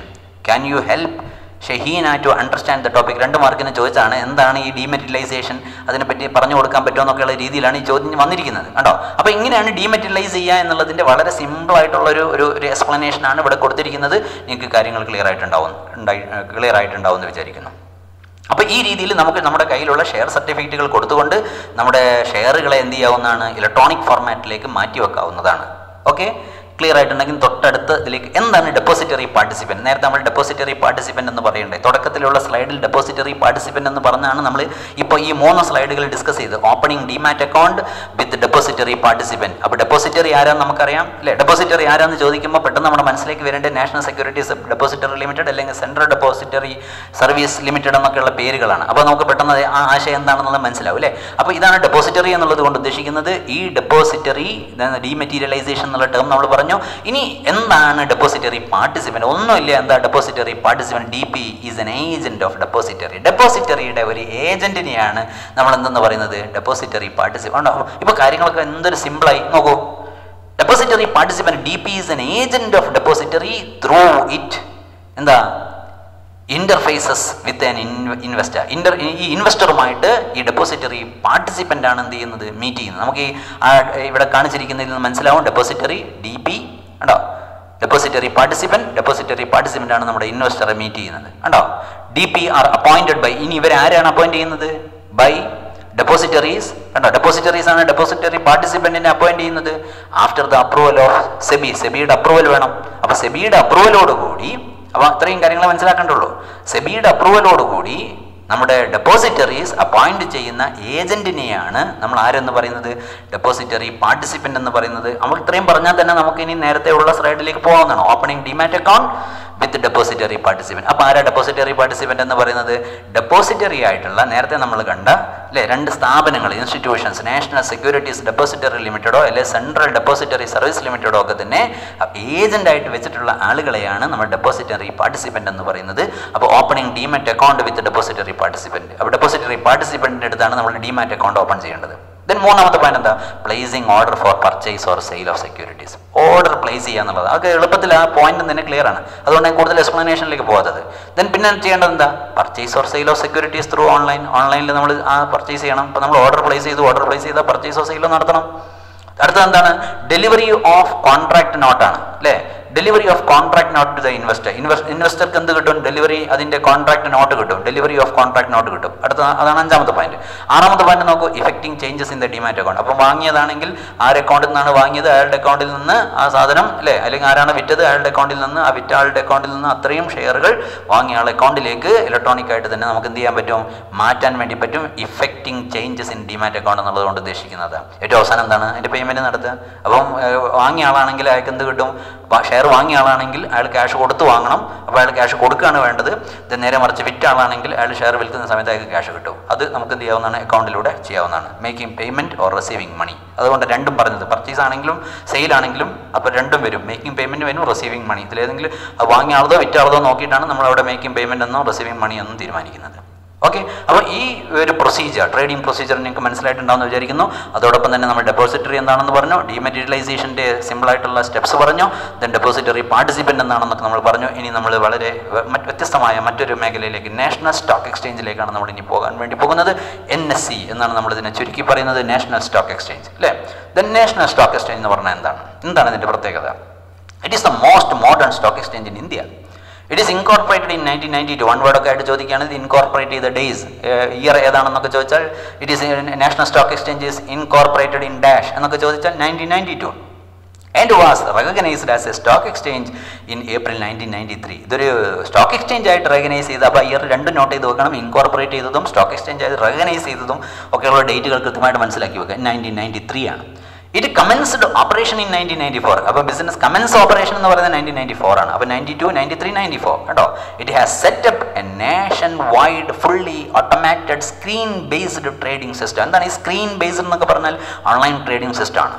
Nation wide fully automated ആയിട്ടുള്ള സ്ക്രീൻ ബേസ്ഡ് ട്രേഡിംഗ് സിസ്റ്റം എന്നുള്ളതാണ് ഈ national stock എക്സ്ചേഞ്ചിൻ്റെ ഒരു പ്രത്യേകത എന്ന് പറയുന്നത്. എന്തൊക്കെ ലക്ഷ്യങ്ങളാണ് NSEക്കുള്ളത്? What are the objectives of NSE? നോക്കൂ, ആകെ നാല് പോയിന്റാണ് നമുക്ക് ഡിസ്കസ് ചെയ്യാനുള്ളത്. നോക്കിക്കോളൂ. ഒന്നാമത്തെ പോയിന്റ് എന്താണ്? Establishing nation wide trading facilities for all types of securities. ഉണ്ടോ, അവിടെ ഒരു നേഷൻ വൈഡ് ആണ്, NSE ആണ്. അപ്പോൾ അതുകൊണ്ട് തന്നെ നേഷൻ വൈഡ് ട്രേഡിംഗ് ആണ് ഇവിടെ ഫെസിലിറ്റേറ്റ് ചെയ്യുന്നത്. കണ്ടോ, അപ്പോൾ അതിൻ്റെ തന്നെ അത് ക്ലിയറാണ്. NSE ആയതുകൊണ്ട് തന്നെ നാഷണൽ സ്റ്റോക്ക് എക്സ്ചേഞ്ച് ആയതുകൊണ്ട് തന്നെ നേഷൻ വൈഡ് അല്ലേ, nation wide trading facilities provide ചെയ്യുന്നു, അത് എസ്റ്റാബ്ലിഷ് ചെയ്യുന്നു എന്നുള്ളതാണ് ഒന്നാമത്തെ ഇതിൻ്റെ ഒബ്ജക്റ്റീവ് എന്ന് പറയുന്നത്. രണ്ടാമത്തെ നോക്കൂ, ensuring equal access to all investors all over the country അല്ലേ. അപ്പോൾ ഇതിൻ്റെ നെറ്റ്വർക്ക് ഉപയോഗിച്ചുകൊണ്ട് രാജ്യത്തിൻ്റെ എല്ലാ ഭാഗത്തുമുള്ള ഇൻവെസ്റ്റേഴ്സിന് എന്തുണ്ടാവുന്നു, ഇവിടേക്ക് ഒരു ആക്സസ് ഉണ്ടാവുന്നു എന്നുള്ളതാണ് ഇതിൻ്റെ രണ്ടാമത്തെ ഒബ്ജക്റ്റീവ് എന്ന് പറയുന്നത്. Providing fair, efficient, transparent securities market using electronic trading system. Electronic trading system use ചെയ്തുകൊണ്ട് ഇവിടുത്തെ പ്രവർത്തനങ്ങളൊക്കെ കുറച്ചുകൂടെ സുതാര്യമാക്കുന്നു, ട്രാൻസ്പെറൻ്റ് ആക്കുന്നു, എഫിഷ്യൻ്റ് ആക്കുന്നു. പ്രൊവൈഡിങ് ഫെയർ അല്ലേ, അൺഫെയർ ആയിട്ടുള്ള പ്രാക്ടീസസ് ഒക്കെ ഒഴിവാക്കിയും കൊണ്ട് ഇത് കുറച്ചുകൂടെ ഫെയർ ആയിട്ടുള്ള ഡീലിങ്സ് ഇവിടെ നടക്കുന്നതിന് വേണ്ട സാഹചര്യങ്ങൾ ഒരുക്കുന്നു എന്നുള്ളതാണ് മൂന്നാമത്തെ ഒബ്ജക്റ്റീവായിട്ട് നമുക്ക് പറയാൻ പറ്റുള്ളൂ. നാലാമത്തെ നോക്കൂ, ഇതിൻ്റെ ഏറ്റവും പ്രധാനപ്പെട്ട മറ്റൊരു പ്രത്യേകത meeting international bench mark and standard അല്ലേ. അപ്പം ഇന്റർനാഷണൽ ആയിട്ടുള്ള സ്റ്റാൻഡേർഡ്സ് ഒക്കെ തന്നെ കീപ്പ് ചെയ്യുന്ന ഒരു സ്റ്റോക്ക് എക്സ്ചേഞ്ച് ആണ് എന്തെന്ന് പറയുന്നത് നമ്മുടെ നാഷണൽ സ്റ്റോക്ക് എക്സ്ചേഞ്ച് എന്ന് പറയുന്നത്. കാര്യങ്ങൾ ക്ലിയർ ആയിട്ടുണ്ടാവും എന്ന് വിചാരിക്കുന്നു. ദെൻ അടുത്തൊരു ടോപ്പിക്കാണ് നമ്മൾ ഇനി ഡിസ്കസ് ചെയ്യാൻ പോകുന്നത്, over the counter exchanges of India. അപ്പോൾ OTC എന്നൊക്കെ നമ്മൾ പറയില്ലേ, OTCI എന്നൊക്കെ നമ്മൾ പറയാറുണ്ടല്ലേ, over the counter exchanges of India. അപ്പോൾ എന്താണ് OTCI എന്ന് ചോദിച്ചിരിക്കുന്ന ചോദ്യം എന്തോ എങ്ങനെയൊക്കെയുള്ള ക്വസ്റ്റ്യൻസ് ആണ് സാധാരണ ഇതിൽ വരാറ് തുടങ്ങിയിട്ടുള്ള കാര്യങ്ങളൊക്കെ നമുക്ക് വളരെ പെട്ടെന്ന് പറഞ്ഞു പോവാം. Over the counter exchanges of India was started in 1992. Year note ചെയ്യുക. The OTCEI was started with the objective of providing market for small companies. അപ്പോൾ ഇത് ആർക്ക് വേണ്ടിയിട്ടാണെന്ന് ചോദിച്ചാൽ സ്മോൾ കമ്പനീസിന് വേണ്ടിയിട്ടാണ്. പ്രത്യേകത എന്താ? That could not offered the listing fee of the large exchange and didn't fulfil the minimum capital requirement of listing. ഇപ്പോൾ വലിയ stock എക്സ്ചേഞ്ചുകളിൽ അവരുടെ ഷെയറുകളൊക്കെ തന്നെ ലിസ്റ്റ് ചെയ്യണമെങ്കിൽ ആവശ്യമായി വരുന്ന അത്തരത്തിലുള്ള മിനിമം ക്യാപിറ്റൽ ഒന്നും ഇല്ലാത്ത, അതിൻ്റെ ഫീസ് ലാർജ് എമൗണ്ട് ഓഫ് ഫീ ഒന്നും തന്നെ എന്ത് ചെയ്യാൻ പറ്റാത്ത, പിന്നെ ഏറ്റെടുക്കാൻ പറ്റാത്ത, അല്ലെങ്കിൽ അതൊന്നും ഫുൾഫിൽ ചെയ്യാൻ പറ്റാത്ത അത്തരത്തിലുള്ള സ്മോൾ കമ്പനീസിന് അവരുടെ ഷെയറുകൾ വാങ്ങുകയും വിൽക്കുകയും ചെയ്യുന്നതിന് വേണ്ടിയുള്ള അത്തരത്തിലുള്ള ഒരു സൗകര്യമാണ് over the counter exchange of India എന്നുള്ളത് കൊണ്ട് ഉദ്ദേശിക്കുന്നത്. അപ്പോൾ കാര്യം എന്താണെന്ന് മനസ്സിലായിട്ടുണ്ടാവും. Then objectives of OTCI. അപ്പോൾ നമ്മളിപ്പോൾ പറഞ്ഞ കാര്യങ്ങളൊക്കെ തന്നെ അത് കുറച്ചുകൂടി ഒരു പോയിന്റ് ഒക്കെ ആയിട്ട് അവതരിപ്പിക്കുകയാണ്. Providing trading platform to small companies. നമ്മളിപ്പോൾ പറഞ്ഞ സംഭവം തന്നെ. അപ്പോൾ സ്മോൾ കമ്പനീസിനാണ് ഇവിടെ ട്രേഡിംഗ് പ്ലാറ്റ്ഫോം പ്രൊവൈഡ് ചെയ്യുന്നത്. പ്രൊവൈഡ് ഓൺലൈൻ ട്രേഡിംഗ് ഫെസിലിറ്റി, ഇവിടെയും ഓൺലൈൻ ട്രേഡിംഗ് ഫെസിലിറ്റി പ്രൊവൈഡ് ചെയ്യുന്നുണ്ട്. Then ensure transparent system of trading. കുറച്ചുകൂടെ സുതാര്യമാണ്, ട്രാൻസ്പെറൻ്റ് ആണ്, ഇവിടെ ഒന്നും മൂടി വെക്കാനില്ല. കാര്യങ്ങൾ ഓൺലൈൻ ആയതുകൊണ്ട് തന്നെ ഇവിടെ ഒന്നും ഹൈഡ് ചെയ്യപ്പെടാനില്ല, ട്രാൻസ്പെറൻ്റ് ആണ് എന്നുള്ളതാണ് മൂന്നാമത്തത്. Ensure liquidity to listed security. ഇവിടെ ലിസ്റ്റ് ചെയ്യപ്പെട്ട സെക്യൂരിറ്റീസിൻ്റെ ലിക്വിഡിറ്റി, അത് നമുക്ക് പെട്ടെന്ന് ക്യാഷാക്കി മാറ്റാൻ, ഷെയർ വാങ്ങാൻ, വിൽക്കാനും അങ്ങനെയുള്ള കാര്യങ്ങൾക്കൊക്കെ ലിക്വിഡിറ്റി പ്രൊവൈഡ് ചെയ്യുന്നു എന്നുള്ളതാണ് നാലാമത്തെ point. Help the investors to exchange the securities at minimum cost. ഉണ്ടോ, അവരുടെ ചെറിയ സ്ഥാപനങ്ങളുടെ അവരുടെ സെക്യൂരിറ്റീസ് ഒക്കെ തന്നെ മിനിമം കോസ്റ്റിന് കാര്യങ്ങൾ ചെയ്യുന്നതിന് വേണ്ടിയുള്ള ഒരു സാഹചര്യം ഇതിൽ പ്രൊവൈഡ് ചെയ്യുന്നു എന്നുള്ളതാണ് നാലാമത്തെ ഇതിൻ്റെ ഒബ്ജക്റ്റീവായിട്ട് കൊടുത്തിരിക്കുന്നത്. നോക്കൂ, നേരത്തെ എക്സാമിന് ചോദിച്ച പലർക്കും ഒരുപാട് കൺഫ്യൂഷൻസ് ഒക്കെ പെട്ടെന്നുണ്ടായ ഒരു ക്വസ്റ്റ്യനാണ് ഞാനിവിടെ നിങ്ങളുടെ മുന്നിലേക്ക് കൊണ്ടുവരുന്നത്. അഗ്നി limited, A medium scale enterprise, engaged in A manufacturing of match boxes in Kerala. അപ്പോൾ മാച്ച് ബോക്സ് ഉണ്ടാക്കുന്ന ഒരു സ്ഥാപനമാണ് പിന്നെ നമ്മുടെ മുന്നിൽ അവതരിപ്പിക്കുന്നത്. കാര്യങ്ങൾ നോക്കൂ. For funding its modernisation requirement. അപ്പോൾ അവരുടെ ഫണ്ടിങ് മോഡേണൈസേഷൻ റിക്വയർമെന്റിന് വേണ്ടിയിട്ടുള്ള ഫണ്ടിന് വേണ്ടിയിട്ട് എന്ത് ചെയ്തു? It wanted to access capital market with least cost. കണ്ടോ? അപ്പോൾ അത് ഒരു മീഡിയം സ്കെയിൽ സ്ഥാപനമാണെന്ന് ആദ്യം പറഞ്ഞു. അതുപോലെ ലീസ്റ്റ് കോസ്റ്റിന് കാര്യങ്ങൾ ചെയ്യണമെന്ന് പറഞ്ഞു. അപ്പോൾ ഇങ്ങനെയൊക്കെ പറയുമ്പോൾ തന്നെ നമുക്ക് ഇതെന്താണ് എന്ന് പറയാൻ പോകുന്നത് എന്നുള്ളതിനെ പറ്റിയുള്ള, അല്ലെങ്കിൽ ഇതെന്താണ് ആൻസർ എന്നുള്ളതിനെ പറ്റിയുള്ള ഒരു ഐഡിയയിലേക്ക് നമ്മൾ എത്തേണ്ടതായിട്ടുണ്ട്. Identify the stock exchange format most suitable to the company. അപ്പോൾ ഇത്തരത്തിലുള്ള ഒരു കമ്പനിക്ക് സ്യൂട്ടബിൾ ആവുന്ന, കണ്ടോ, നമുക്ക് ചോദ്യങ്ങൾ അറിയാത്ത, നമുക്കിവിടെ ആൻസർ അറിയാത്തത് കൊണ്ടല്ല, നമ്മൾ ഈ ഏരിയ ഒന്നും പഠിക്കാത്തത് കൊണ്ടല്ല. ഈ ചോദ്യങ്ങളൊക്കെ വരുന്ന സമയത്ത് ഇത് ഏത് ഭാഗം, എന്താണ് ഇവിടെ ഉദ്ദേശിക്കുന്നത്? സ്റ്റോക്ക് എക്സ്ചേഞ്ച് ആണോ ഉദ്ദേശിക്കുന്നത്? OTC ആണോ ഉദ്ദേശിക്കുന്നത്? സെബി ആണോ ഉദ്ദേശിക്കുന്നത്? എന്താണ് എന്നുള്ളത് ചിലപ്പോൾ മനസ്സിലാക്കിയെടുക്കാൻ കുട്ടികൾക്ക് പ്രയാസങ്ങൾ ഉണ്ടാവാറുണ്ട് എന്ന് അവർ പറയാറുണ്ട്. അപ്പോൾ അതുകൊണ്ട് അത് വളരെ ശ്രദ്ധിക്കുക. Identify the stock exchange format most suitable to the company. ഈ കമ്പനിക്ക് ഏറ്റവും സ്യൂട്ടബിൾ ആയ സ്റ്റോക്ക് എക്സ്ചേഞ്ച് ഫോർമാറ്റ് ഏതാണ്? ഗീവ് എനി 3 ഒബ്ജക്റ്റീവ്സ്, എന്നിട്ട് അതിൻ്റെ 3 ഒബ്ജക്റ്റീവ്സ് എഴുതണം. അപ്പോൾ ഏതാണ്? OTC ആണ് ഇവർക്ക് ആപ്ലിക്കബിൾ ആയിട്ടുള്ള ഫോർമാറ്റ്. അതിൻ്റെ ഒബ്ജക്റ്റീവ്സ് ഇപ്പോൾ നമ്മൾ പറഞ്ഞ 5 ഒബ്ജക്റ്റീവ്സ് ഉണ്ട്. അതിൽ 3 ഒബ്ജക്റ്റീവ്സ് ആണ് എഴുതാൻ വേണ്ടി ചോദിച്ചത്. 4 മാർക്കിനാണ് ഈ ചോദ്യം വന്നിരിക്കുന്നത്. അപ്പോൾ ഈ രീതിയിൽ ഇതിനെ മനസ്സിലാക്കാൻ വേണ്ടി ശ്രമിക്കുക. ദെൻ ഇനി നമ്മൾ ബോംബെ സ്റ്റോക്ക് എക്സ്ചേഞ്ചിലേക്കാണ്, അല്ലേ? BSE, Bombay stock exchange. Then നമുക്കതിൻ്റെ എക്സ്പ്ലനേഷനിൽ ഇപ്പോൾ it was established in 1875 and was Asia's first stock exchange. അപ്പോൾ ഡാഷ് ഈസ് ദ ഫസ്റ്റ്, അല്ലേ, സ്റ്റോക്ക് എക്സ്ചേഞ്ച് ഇൻ ഏഷ്യ എന്നൊക്കെ ചോദിച്ചു കഴിഞ്ഞാൽ അതിന് ആൻസർ ആയിട്ട് നമ്മൾ കൊടുക്കേണ്ടത് ബോംബെ സ്റ്റോക്ക് എക്സ്ചേഞ്ച് ആണ്. Stock exchange in 1995 it introduced. ഇവിടെ ഓൺലൈൻ ട്രേഡിംഗ് സിസ്റ്റം ഇൻട്രൊഡ്യൂസ് ചെയ്തത് 1995ലാണ്. ദെൻ ആ ഓൺലൈൻ ട്രേഡിംഗ് സിസ്റ്റത്തെ നമ്മൾ ബോൾട്ട് എന്നാണ് അറിയപ്പെടുന്നത്. എന്താണ്? BSE online trading. BSE online trading, അതാണ് BOLT, ഓൺലൈൻ ട്രേഡിംഗ്. അതിന് നമ്മൾ ചുരുക്കിയിട്ട് BOLT എന്നാണ് അറിയപ്പെടുന്നത്. അപ്പോൾ അതും ചിലപ്പോൾ വൺ വേർഡ് ആയിട്ട് ചോദിക്കാവുന്നതാണ്. അങ്ങനെ ചോദിച്ചിട്ടുണ്ട്. അപ്പോൾ ആ കാര്യങ്ങളൊക്കെ തന്നെ നമ്മൾ എന്ത് ചെയ്ത് വെക്കുക? നോട്ട് ചെയ്ത് വെക്കുക. എന്തൊക്കെ ഒബ്ജക്റ്റീവ്സ് ആണ് BSEക്കുള്ളത്? ബോംബെ സ്റ്റോക്ക് എക്സ്ചേഞ്ചിന്റെ ലക്ഷ്യങ്ങൾ എന്തൊക്കെയാണ്? To safeguard the interest of investing public having dealing on stock exchange, അല്ലേ? അപ്പോൾ ഇവിടെ സ്റ്റോക്ക് എക്സ്ചേഞ്ച് ഡീൽ ചെയ്യുന്ന അത്രയും അങ്ങനെയുള്ള ആളുകളുടെ സേഫ് ഗാർഡ്, അവരുടെ സംരക്ഷണം, അല്ലേ? Safeguard the interest of investing public. ആ ഇൻവെസ്റ്റിംഗ് പബ്ലിക്കിന്റെ സേഫ് ഗാർഡ്, സംരക്ഷണം ഉറപ്പുവരുത്തുക എന്നുള്ളതാണ് ഒന്നാമത്. രണ്ടാമത്തെ എന്താ? To establish and promote honourable and just practices, അല്ലേ? Equitable practices, fair practices in securities transaction. അപ്പോൾ സെക്യൂരിറ്റീസ് ട്രാൻസാക്ഷനിലൊക്കെ തന്നെ ഏറ്റവും ജസ്റ്റ് ആൻഡ് ഇക്വിറ്റബിൾ ആയിട്ടുള്ള, അല്ലെങ്കിൽ ഫെയർ ആയിട്ടുള്ള, അല്ലെ, അതൊക്കെ പ്രൊമോട്ട് ചെയ്യുക എന്നുള്ളതാണ് ഇതിന്റെ രണ്ടാമത്തെ ലക്ഷ്യം എന്ന് പറയുന്നത്. നോക്കൂ. To promote and develop and maintain well regulated market in securities, അല്ലേ? ഏറ്റവും നല്ല to promote and develop and maintain well regulated market securities ആണ്. അപ്പോൾ ഇത് പ്രൊമോട്ട് ചെയ്യുന്നത് to promote, develop and maintain well regulated market in securities ആണ്. അപ്പോൾ അതിൻ്റെ ആ പ്രത്യേകതകളൊക്കെ അവിടെ പറഞ്ഞു കഴിഞ്ഞു. അപ്പോൾ അത് ആ രീതിയിൽ അതിൻ്റെ പ്രൊമോട്ട് ചെയ്യാൻ, അതിനെ ഡെവലപ്പ് ചെയ്യാനൊക്കെയുള്ള സംവിധാനങ്ങൾ ഇതിലൂടെ ഒരുക്കുന്നു എന്നുള്ളതാണ് മൂന്നാമത്തെ പോയിന്റിൽ നമുക്ക് കാണാനായിട്ട് സാധിക്കും. നാലാമത്തെ പോയിന്റ് നോക്കൂ. To promote industrial development in the country through efficient resource mobilisation by way of investment in corporate securities. കണ്ടോ? To promote industrial development in the country. അപ്പോൾ രാജ്യത്തിൻ്റെ ഒരു സാമ്പത്തികമായിട്ടുള്ള, അല്ലെ, ഇൻഡസ്ട്രിയൽ ആയിട്ടുള്ള ഒരു പുരോഗതിയിലൂടെ സാമ്പത്തികമായിട്ടുള്ള പുരോഗതി കൈവരിക്കുന്നതിന് വേണ്ടിയുള്ള ഒരു ശ്രമമാണ് to promote industrial development in the country through efficient resource mobilisation. Efficient ആയിട്ട് റിസോഴ്സസ് ഒക്കെ തന്നെ മൊബിലൈസ് ചെയ്തുകൊണ്ട്, അല്ലേ, ഈ corporate securities by way of investment in corporate securities. അപ്പോൾ കോർപ്പറേറ്റ് സെക്യൂരിറ്റീസിൽ ഇൻവെസ്റ്റ് ചെയ്തുകൊണ്ട്, അല്ലേ, ഇൻഡസ്ട്രിയൽ ഡെവലപ്മെന്റിന് വേണ്ടിയുള്ള ഒരു ശ്രമം നടത്തുന്നു എന്നുള്ളതാണ് ഇതിൻ്റെ നാലാമത്തെ ഒബ്ജക്റ്റീവ് എന്ന് പറയുന്നത്. അപ്പം 4 ഒബ്ജക്റ്റീവ്സ് ആണ് സെബിക്കുള്ളത് എന്നുള്ളത് മനസ്സിലാക്കുക. ബോംബെ സ്റ്റോക്ക് എക്സ്ചേഞ്ച് ആണ് BSEക്കുള്ളത് എന്ന് മനസ്സിലാക്കുക. ദെൻ നമ്മൾ അടുത്ത ഭാഗത്തേക്ക് പോകുന്നു. Securities and exchange board of India, അതായത് സെബിയിൽ നിന്നും ധാരാളം തവണ ക്വസ്റ്റ്യൻസ് ചോദിച്ചിട്ടുണ്ട്. അപ്പോൾ അതുകൊണ്ട് ഈ ഏരിയ വളരെ ശ്രദ്ധിക്കേണ്ട ഭാഗമാണ് എന്ന് പറഞ്ഞുകൊണ്ട് നമുക്ക് തുടങ്ങാം. എന്താണ് സെബിയുടെ പ്രത്യേകത?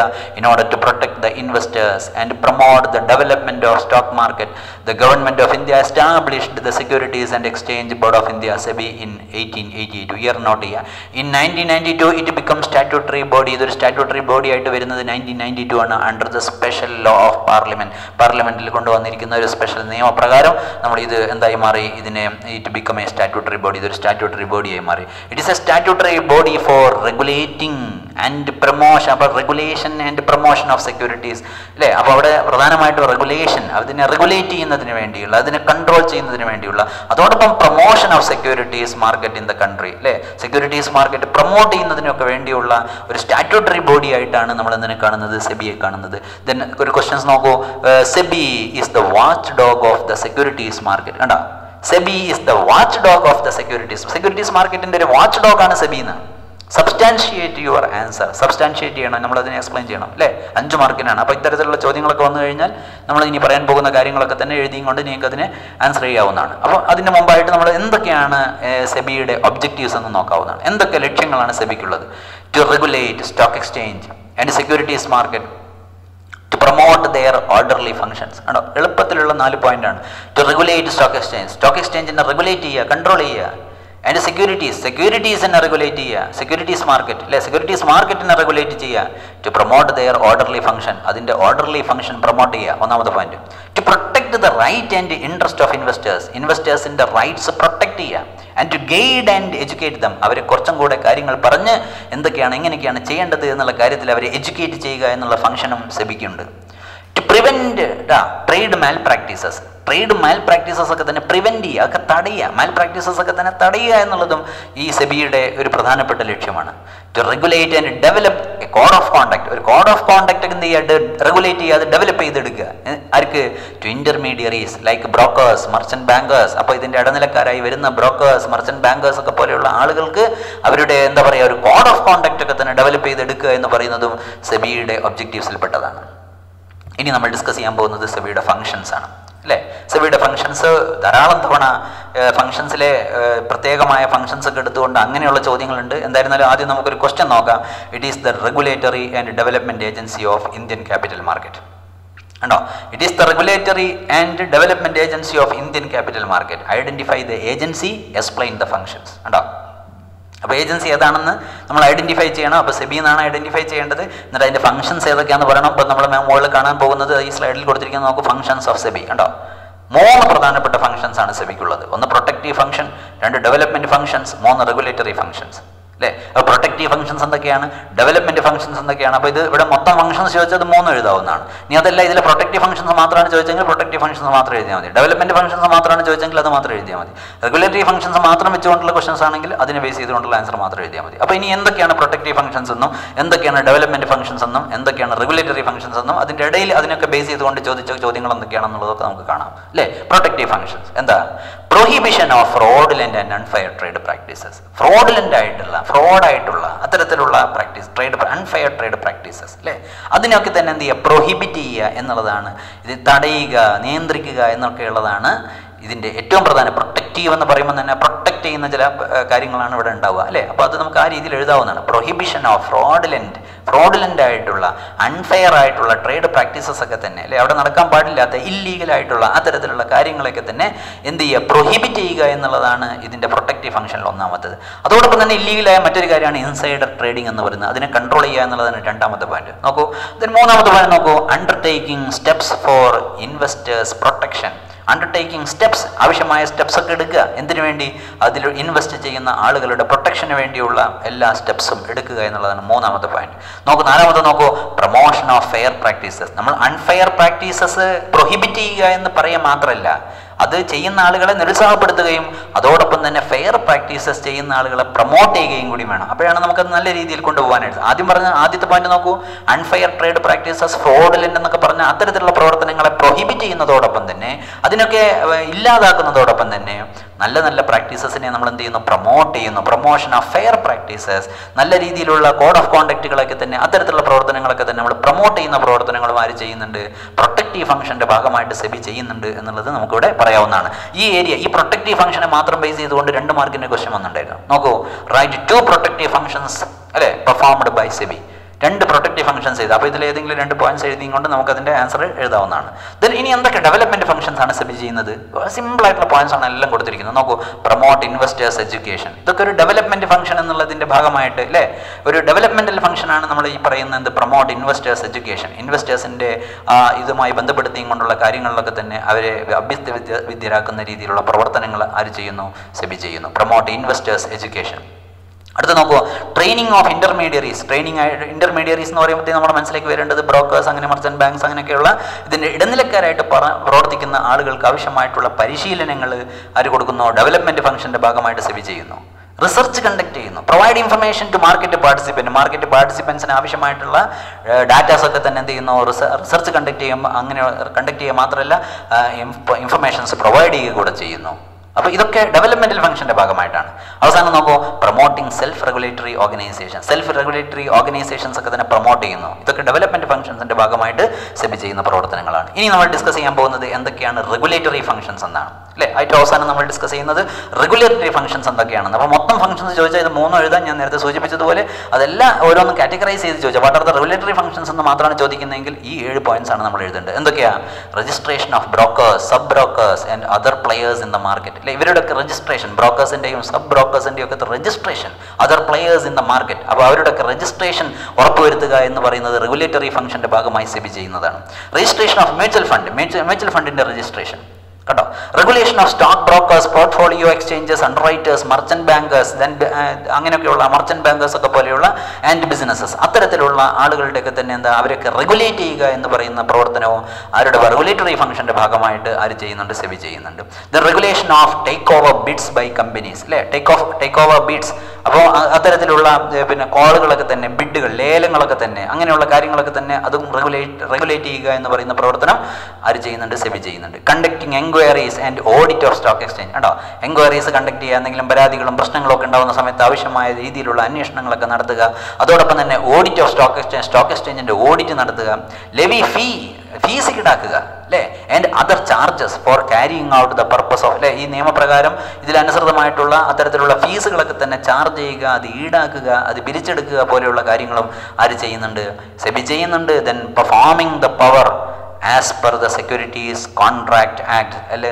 സെക്യൂരിറ്റീസ് കോൺട്രാക്ട് റെഗുലേഷൻ ആക്ട് പ്രകാരമുള്ള അത്തരത്തിലുള്ള ഒരു പവർ, അല്ലെ? Performing the power as per, അത് അങ്ങനെ ഇവർ നിക്ഷിപ്തമായിട്ടുള്ള പവറുകളൊക്കെ തന്നെ ഉപയോഗിക്കുക, ആവശ്യമായ സാഹചര്യങ്ങളിൽ ഉപയോഗിക്കുക എന്നുള്ളതും തീർച്ചയായിട്ടും സെബിയുടെ എന്ത് ഫംഗ്ഷനിൽപ്പെട്ടതാണ്? നമ്മൾ നേരത്തെ സൂചിപ്പിച്ചതുപോലെയുള്ള റെഗുലേറ്ററി ഫംഗ്ഷനിൽപ്പെട്ടതാണ്. അപ്പോൾ നമ്മളിവിടെ 3 തരത്തിലുള്ള ഫംഗ്ഷൻസ് ആണ് ഇവിടെ ഡിസ്കസ് ചെയ്തത്. ഒന്ന് പ്രൊട്ടക്റ്റീവ് ഫംഗ്ഷൻസ് ആണ്, പ്രൊട്ടക്റ്റീവ് മാത്രമുള്ള ചോദ്യങ്ങൾ നമ്മൾ വന്നിട്ടുണ്ട്. അതേപോലെ തന്നെ ഡെവലപ്മെൻറ്റ് ഫംഗ്ഷൻസ് മാത്രമാണ് ചോദിക്കുന്നതെങ്കിൽ ഈ പോയിന്റ്സ് ഒക്കെയാണ് നമ്മൾ എഴുതേണ്ടത്.